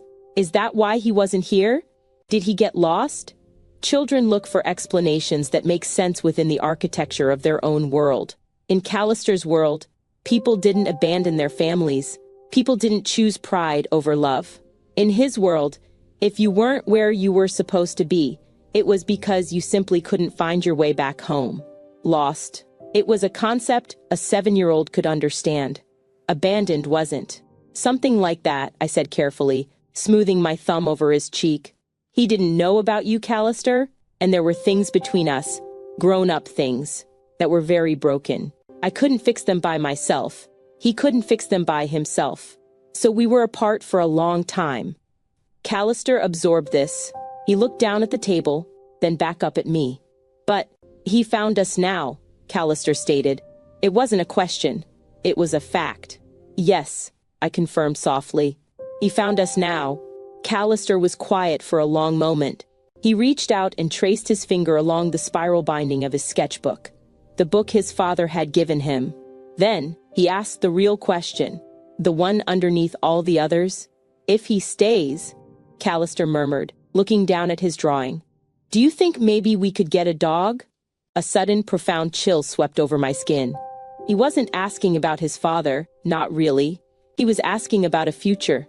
For 7 years, his entire concept of family had been a straight, unbroken line connecting him to me. Now, he was imagining a triangle. He was projecting a future where the geometry of our lives expanded.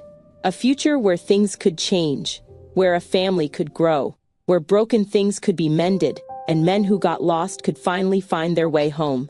"We'll see," I managed to say, my voice thick with unshed tears. I kissed his forehead. "We'll figure it out together. Okay?" "Okay," he said easily. He picked up his blue crayon and went back to drawing. The conversation was entirely over for him. Simple, resolved, fact integrated. I stood up slowly. My knees ached against the hardwood. I walked over to the kitchen window and stared out at the black expanse of the ocean. The waves were crashing against the rocks, doing the same work they had done every night for 2,000 days. But everything was different now. My son had just asked me to let his father back in. Not into our home, not into my heart, but in. The question echoed against the glass, vibrating in the quiet kitchen. If he stays, my son was already building a future with Cade in it, and I was the only thing standing in his way. Did he get lost? Sometimes the absolute clearest, most devastating truths come from the smallest voices. Notice what Callister didn't ask. He didn't ask, "Why did you abandon me?" He didn't ask, "How could you leave us all alone?" He asked, "Did he get lost?" Because in the beautiful, unbroken logic of a child's world, people don't leave the ones they love on purpose. They don't walk away because they don't care. They leave because they lose their way. They wander into dark forests of their own making, they get turned around, and they can't find the path home. And maybe, just maybe, that child's logic is closer to the truth than any complicated adult version of the story. Cade didn't leave Delphine because he stopped loving her. He got lost. He got lost in his own blinding pride. He got lost in a lie that someone else built around him. He got lost in the version of himself that was too weak to admit he might be wrong. But lost people aren't villains. They're just people who desperately need to find their way back. If you're finding strength in this journey and want to see if a family can truly find its way back from the forest, please consider subscribing to the channel. It allows us to keep telling these stories together. The silence in my house that night was a living thing. It was not the heavy, waiting silence of the first week, nor was it the protective, insulated silence I had cultivated over the previous 7 years. It was the silence of a structure whose foundation had just been permanently altered. It was nearly midnight. Callister had been asleep for hours, his small body curled under his ocean-themed blanket, unaware that the universe had shifted beneath his bed while he dreamed. I had stood in the doorway of his room for a long time, watching the rhythmic rise and fall of his chest. I listened to the soft, even sound of his breathing and thought about the sheer, blinding audacity of his question. If he stays, do you think maybe we could get a dog? In his 7-year-old mind, the arrival of his father wasn't a threat to be managed, it was a door to a bigger, brighter future. He had drawn a straight line from Cade's return to an expansion of his world. He was standing inside that doorway, waiting to see if I would have the courage to walk through it with him. I walked downstairs. I didn't turn on a single light. I picked up my car keys from the ceramic bowl on the console table, the metal jingling like a warning in the quiet entryway. The drive out toward the bluffs was a blur of thick coastal fog and the hypnotic, rhythmic click of my windshield wipers. The winding road was entirely empty, a dark ribbon of asphalt cutting through the mist. It felt as though I were the only person left alive in the world, navigating my way toward the exact center of my own destruction. I knew what I was about to do. Every biological instinct, every survival mechanism I had honed over 7 brutal years was screaming at me to turn the car around. When you spend your entire life acting as the sole shield for a child, you don't just protect them from the world, you begin to believe your proximity is the only thing keeping them safe. To step away, to lower that shield and allow someone else to hold it, felt like a fundamental violation of the natural order. It felt like handing my heart to a man who had already proven he knew how to break it. But Callister didn't want a shield anymore. He wanted a father. I pulled into the gravel driveway of the rented cottage. The silver Mercedes that had haunted the highway was nowhere to be seen. Cade's ordinary rental car sat alone in the dark, coated in a fine layer of mist. A single light was burning in the front window. I turned off the engine. I stepped out into the freezing, salt-heavy air, and didn't allow myself to hesitate. If I hesitated, the terror would reclaim me. I walked up the 3 wooden steps to the porch and knocked. The deadbolt slid back almost immediately. Cade opened the door, dressed in a plain white t-shirt and gray sweatpants. He looked exhausted, that deep, bone-weary exhaustion that sleep cannot touch. But the moment he saw my face in the glow of the porch light, his posture changed. The exhaustion vanished, replaced by a vibrating, hyper-vigilant tension. He knew. Delphine, he breathed. He didn't ask why I was there. He just stood there, waiting. I didn't cross the threshold. I stood on the porch, wrapping my cardigan tighter around my ribs to ward off the midnight chill. He asked me, I said. My voice was flat, stripped of all inflection. I was holding on to my composure with white-knuckled desperation. Cade froze. His eyes widened slightly. He didn't speak, but I saw the moment his breath stopped. Tonight, in the kitchen, I continued. He asked me if you were his father.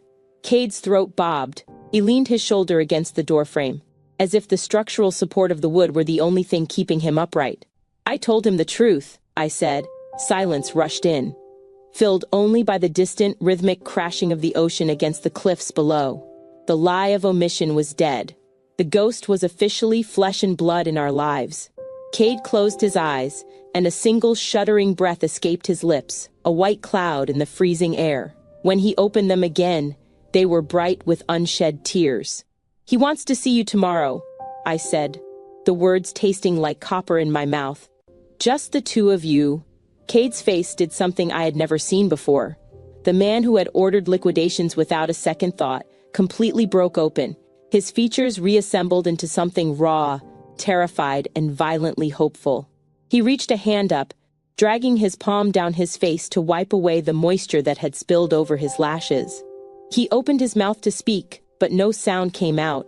"I am giving you unsupervised time with my son," I said, stepping 1 inch closer. The 3-foot boundary was gone. For the first time since he arrived, my ironclad control finally slipped. My voice trembled. It shook with the sheer blinding terror of what I was doing. "Do you understand what that cost me? Do you have any idea what it takes for me to do this? Delphine?" "No, listen to me," I interrupted, my voice cracking. "I built my entire life around protecting him, from disappointment, from abandonment, from the exact kind of pain I know you are capable of causing.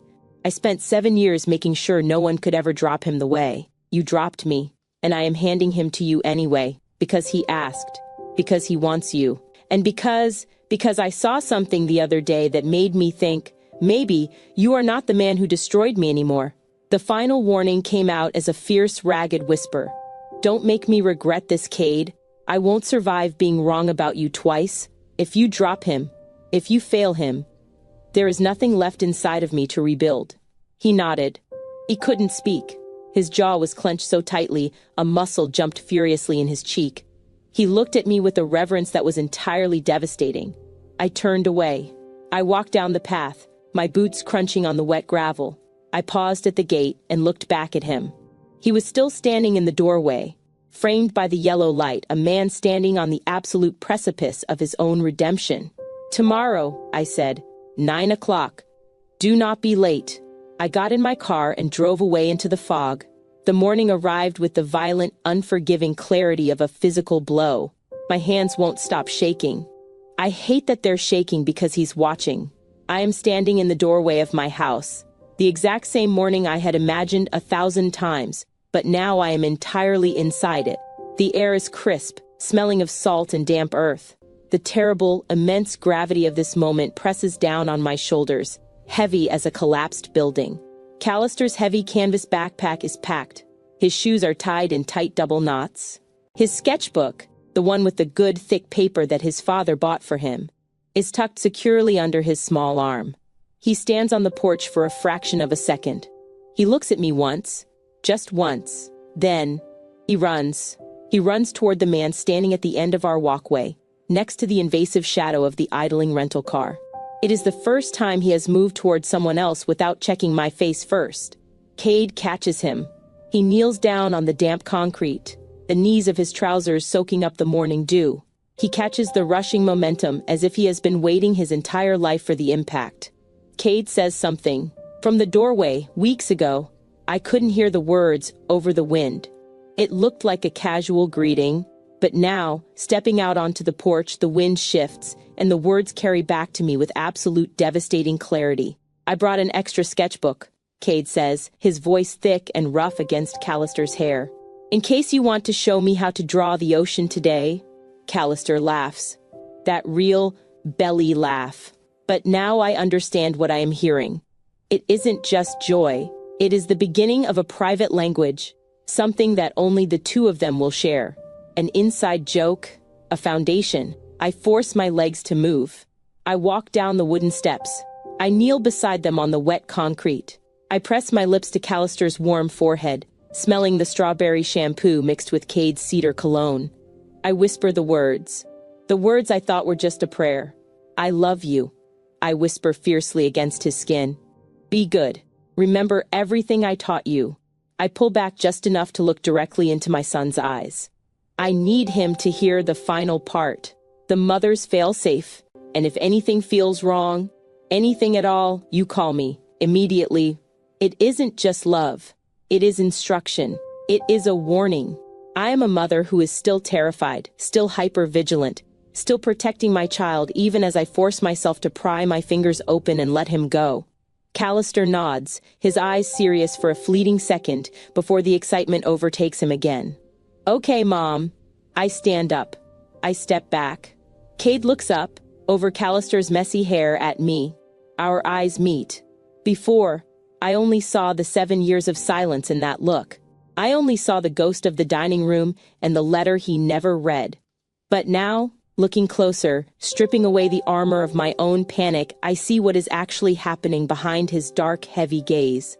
I see the decision forming in real time. It is a promise. He is making it, silently. Not to me. I had forbidden him from making promises to me. He is making the promise entirely to himself. I will not fail them, his eyes say, burning with an unwavering absolute certainty. I will become someone worth trusting. Whatever it takes, however long it takes, I will not drop this. I watch the architecture of the man he used to be finish collapsing, making way for the foundation of the man he is choosing to become right in front of me. He stands up, taking Callister's small hand in his large, calloused one. I watch them walk away together, father and son, down the concrete path, toward the car parked at the curb, toward a day that I will not be a part of, toward a future that I can no longer exclusively control. They reach the rental car. Cade opens the back door. Callister climbs in, tossing his heavy backpack onto the seat next to him. Cade closes the door with a solid thud. He walks around to the driver's side, gets in, and starts the engine. The taillights flare bright red in the morning mist. The car pulls away from the curb. It rolls slowly down the quiet coastal street, getting smaller and smaller until it turns the corner at the end of the block and disappears completely from view. I stand on the wet concrete of my walkway for a long, long time. The silence of the coastal morning rushes back in to fill the massive, gaping void they left behind. The ocean keeps doing its work in the distance. Waves arriving, retreating, arriving again. The rhythm that has outlasted every single catastrophe of my life. I turn around. I walk slowly up the 3 wooden steps to my porch. I cross the threshold, stepping back into the quiet sanctuary of the house I built with my own 2 hands. I stop in the entryway. I turn back around to look at the doorway. I don't reach for the heavy brass knob. I don't swing the thick wood shut on its hinges. I don't throw the deadbolt to lock the world out. Some doors stay open because closing them would mean admitting the story is definitively finished. It would mean the borders are permanently drawn, and nothing new can ever cross the threshold again. I am not ready for that. Not anymore. I leave the door standing wide open to the freezing, salt-heavy morning air, a reckless invitation to the future, and to the unseen predators who might still be circling. There is a terrifying kind of bravery in leaving the door open. It's the bravery of a person who has every reason to keep it locked, bolted, and barred against the world. Delphine spent 7 years building a fortress, not because she wanted to be alone, but because she had to be safe. And yet, here she is, standing in the draft of an open doorway, watching her past drive away with her future. Handing over a child to the person who once destroyed your world is the ultimate act of faith. It's a decision to believe that people are capable of transformation, even when you still carry the scars of who they used to be. It's the choice to prioritize a child's need for a father over a mother's need for absolute control. If you're finding strength in Delphine's journey, or if you're waiting to see if Cade is truly the man he's trying to be, please consider subscribing. Your presence allows us to continue exploring these deep, human moments together, and I'd be honored to have you stay with us as the story unfolds. The house was too quiet. For 7 years, I had craved quiet. When you are a single mother raising a child alone, silence is a luxury commodity. You barter for it. You stay up 2 hours past your own exhaustion just to sit in it. You hoard the quiet hours between midnight and dawn, as if they are the only things keeping your sanity intact. But the silence that filled my house on that Monday was not a luxury. It was a suffocating, physical weight. I tried to work. I sat at the small vintage desk in the corner of my living room and opened my laptop. I stared at the blinking cursor on the manuscript of my new novel. A minute passed, then 10, then 30. The words slid completely off my brain like water hitting polished glass. I couldn't write fiction because the story I was actually living had suddenly become infinitely louder than anything I could invent. I closed the laptop with a sharp snap that echoed through the empty rooms. I tried to read. I picked up a paperback from the coffee table, opened it to a dog-eared page, and read the same paragraph 5 times without absorbing a single sentence. I tried to do the ordinary domestic things I had done alone for thousands of days. I folded a basket of laundry. I wiped down the spotless kitchen counters. None of it worked. The absence of Callister was a tangible, heavy thing in the air. It was a massive displacement of gravity. For years, the weight of my responsibility for him had been the thing that kept my feet on the ground. Now, that weight was temporarily removed, and instead of feeling relief, I felt as though I were in a terrifying, unending freefall. By noon, the walls of the house felt like they were shrinking. I put on my coat and walked down to the ocean. The beach was empty, scoured clean by the bitter morning wind. I stood at the very edge of the water, the damp sand sinking beneath the soles of my boots, and I let the deafening roar of the Atlantic fill my ears. I stood there, and I thought about the woman I was 7 years ago. I remembered sitting in a cheap, neon-lit motel room 3 states away from the city I had called home. I remembered sitting on the edge of a lumpy mattress, wearing my winter coat indoors because the radiator was broken, pressing my trembling hand against my flat stomach. I remembered whispering desperate, broken promises to a child who didn't even exist yet, swearing that I would figure out how to be enough for him. The woman standing on the beach today would not recognize the girl shivering in that motel room. That girl was entirely broken. She was a victim of a flawless, devastating manipulation. But this woman? The woman who had stood on her front porch and handed her son to the man who had thrown her away? She wasn't broken. She was choosing. There is a massive, fundamental difference between surviving what happens to you and choosing what happens next. I took a deep breath of the freezing, salt-heavy air. I was terrified, yes, but I was no longer prey. Late afternoon arrived, painting the coastal sky in streaks of violently bright orange and bruised purple. I was standing at the kitchen window when Cade's rental car pulled back into the driveway. I didn't run to the door. I forced myself to wait in the entryway, my hands pressed flat against my thighs to stop them from shaking. The heavy front door swung open. Callister burst into the hallway. He had sand covering his sneakers and salt spray in his hair. He smelled like cold wind, French fries, and the distinct woodsy scent of Cade's cologne. He was exhausted, his eyelids heavy, but he was practically glowing from the inside out. He was clutching his new sketchbook tightly against his chest. Cade stepped into the doorway behind him. Before I could say a single word, before I could ask how the day went, my son turned around. Callister dropped his heavy canvas backpack onto the floor. He stepped toward Cade, wrapped his small arms around Cade's waist, and buried his face against his father's stomach. It was impulsive. It was instinctive. It was the way children hug when they haven't yet learned that the world expects them to hesitate. It lasted 3 seconds, maybe 4. From my spot in the entryway, I saw Cade's face when the impact hit him. The billionaire didn't just soften, he shattered. Something profoundly broken behind his dark eyes cracked wide open and instantly began to heal. He raised his large, calloused hands and rested them, gently, reverently, on Callister's back. He closed his eyes, his throat working furiously as he absorbed the absolute staggering grace of a child's unearned affection. I turned my head away sharply, looking at the wall. I couldn't let him see my eyes. I couldn't let him see how much that image devastated me. Callister pulled away, entirely casual, and ran up the stairs toward his bedroom. Cade and I were left alone at the doorstep. The silence between us was charged with the electricity of the day.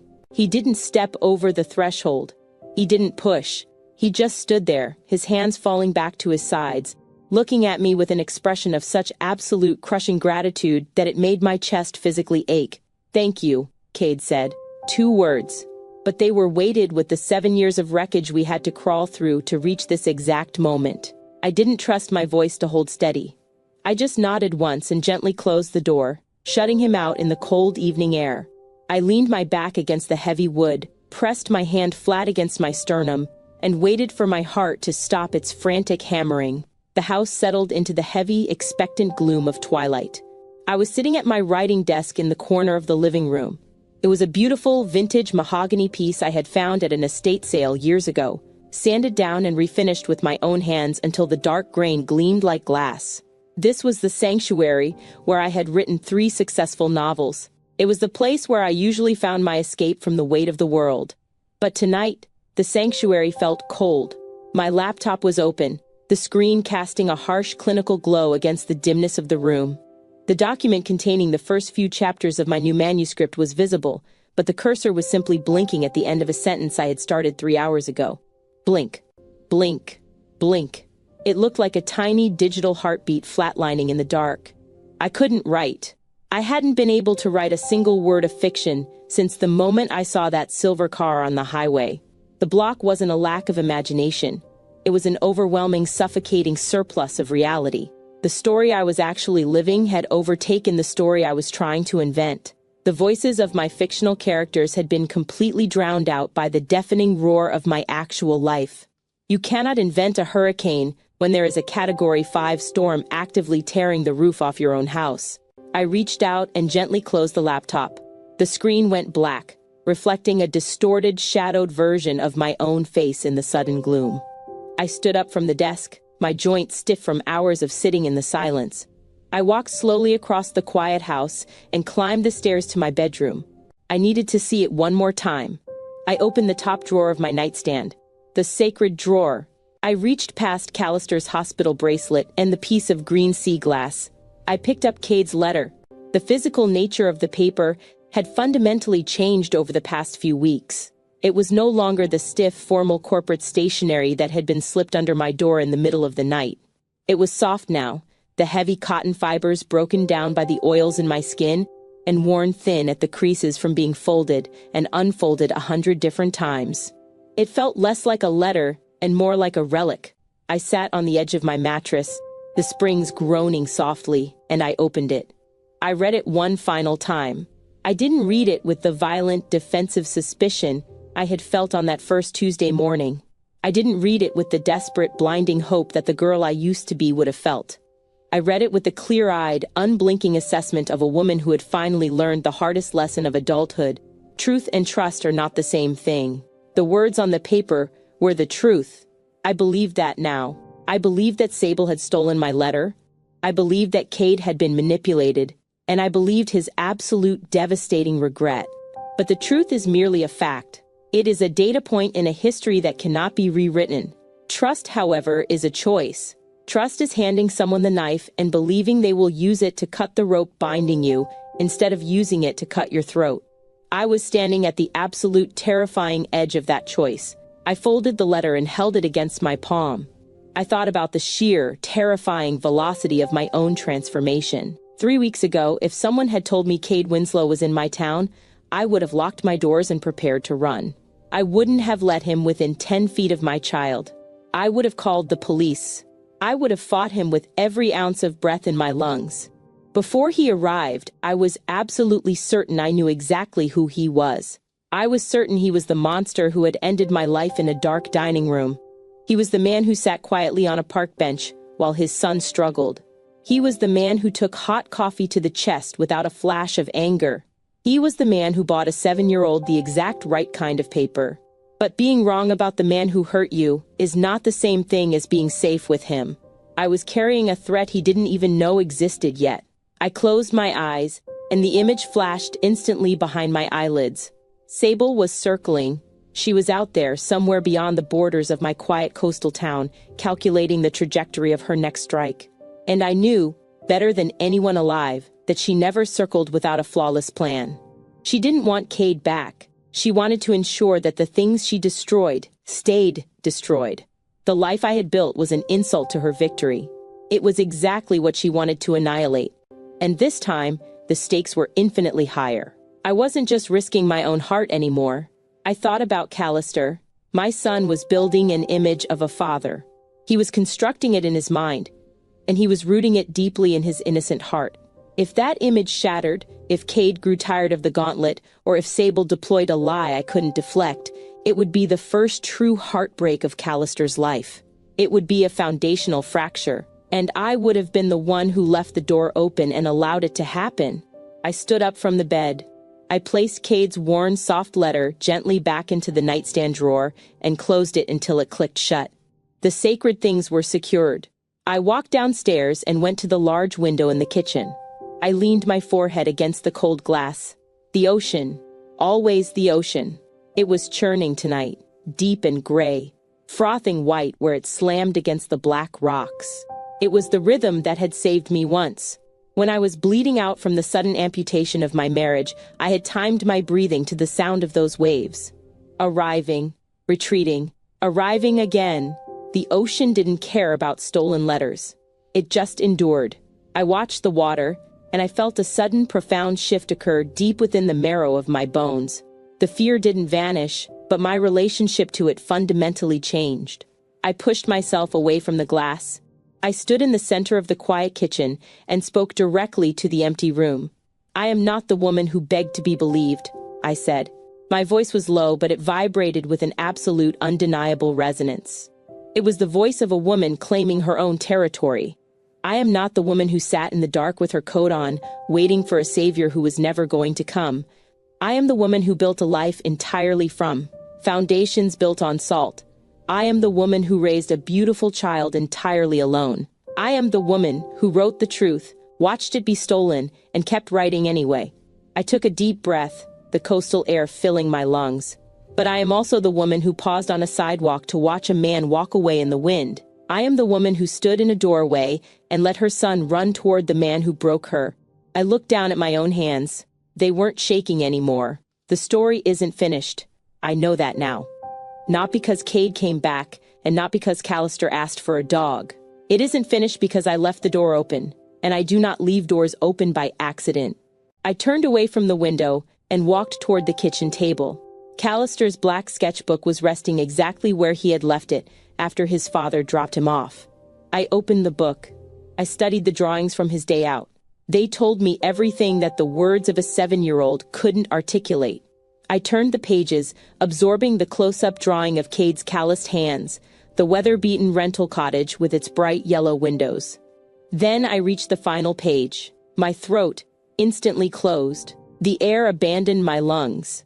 It was a drawing of 2 figures walking on a wide beach. One figure was very tall. The other was very small. They were walking side by side. The smaller figure was reaching his arm straight up into the air. The larger figure was reaching his arm down. Their hands were separated by a fraction of an inch of blank white paper. Reaching. Almost touching. I dragged my fingertips lightly over the waxy surface of the crayon. My vision blurred with hot tears. If this image shattered, I wouldn't survive it. Just then, my phone buzzed on the kitchen counter, cutting sharply through the quiet of the house. I wiped my eyes and picked it up. There was a notification on the lock screen. A new message from an unknown number. I opened the thread. There were no words. No greeting, no threat typed out in text. There was only a single photograph. My blood turned to ice. The photograph was of me and Callister. We were standing on the sidewalk outside the bookshop on Main Street. Callister was pointing at something in the window. I was leaning down, smiling at him. The photo had been taken from a significant distance. Across the street, from the interior of a parked car. It wasn't accidental. The framing was precise. The focus was perfectly sharp. It was the exact kind of photograph that a professional takes when they are building a file. It was a photograph that communicated one single terrifying message: I see you. I know exactly where you are. The number was entirely untraceable. I didn't need to trace it.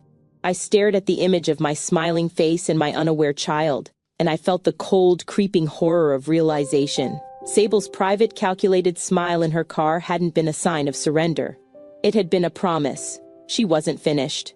She had lost the confrontation with Cade, but people like Sable don't fight spontaneous battles. They wage long, meticulous campaigns. She had been watching us. She had been tracking our movements while we were completely unaware of the crosshairs resting on our backs. I didn't text Cade, not yet. I deleted the message thread, erasing the photograph from my phone. I locked the screen. I walked to the front door and checked the heavy brass deadbolt. I checked the latches on every single window on the ground floor. Some people do not simply destroy what they cannot have, they wait. They circle the perimeter. They let you believe the storm has finally passed, that the skies have cleared, and that you are safe to rebuild. And then, they return. They return exactly when your hands are full and your guard is down. Sable lost the confrontation with Cade on that gravel road, but she didn't lose the war. Because people who manipulate on that level don't fight impulsive battles, they wage calculated campaigns. They study your routines. They photograph your vulnerabilities. They wait for the exact moment when you finally allow yourself to hope. Because that is the moment when you are the most exposed. The most dangerous moment in any campaign of destruction is the moment the target starts to feel safe. If you've ever felt that chill, the realization that someone was watching while you were finally allowing yourself to breathe, please consider subscribing. It's how we keep this channel thriving, and it ensures you won't miss the moment when Delphine decides to stop running and start fighting back. As the adrenaline slowly receded, leaving behind a cold, sharp clarity, I realized something fundamental had changed. 7 years ago, when Sable had unleashed her poison, I had reacted. I had panicked. I had written a desperate letter begging for a man to believe me, and then I had fled like a wounded animal. I was not that woman anymore. I walked back into the living room and sat down at the mahogany desk. I opened my laptop again, the screen flaring to life in the dark room. I didn't open the manuscript for my novel. I opened a new blank document. I placed my hands on the keyboard and I began to type. I didn't write fiction. I wrote a plan.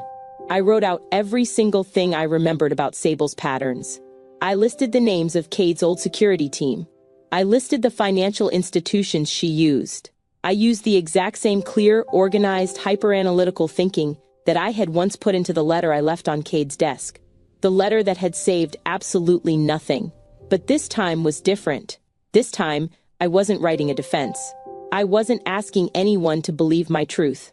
I was building a case that could not be stolen from a desk drawer. I was ensuring that my reality could never be intercepted again.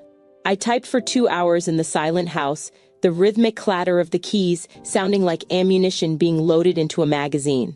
When I finally finished, I saved the file to 3 separate, encrypted cloud servers. I closed the laptop. I looked at the black screen reflecting my own face in the dim light. My expression was unrecognizable from the terrified girl who had run away 7 years ago. "I've been hunted before," I whispered aloud, the sound cutting sharply through the quiet house. "This time, I won't be prey." I let the silence hang for a long moment. I listened to the wind rattling the window panes. But pens can be taken. I know that better than anyone alive. It is late.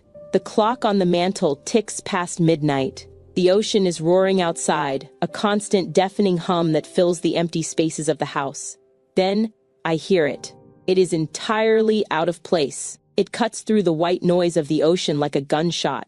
Knock. Knock. 2 sharp, distinct raps against the heavy wood of my front door. My heart instantly stops. The blood freezes in my veins. No one comes to this house at midnight. No one in this town knocks on a door this late unless it is a catastrophe. I stand up slowly from the desk. My chair creaks in the dark. I hold my breath, the silence pressing against my eardrums. I walk quietly out of the living room and step into the entryway. The floorboards are cold through my socks. I do not turn on the porch light. I do not ask who is there.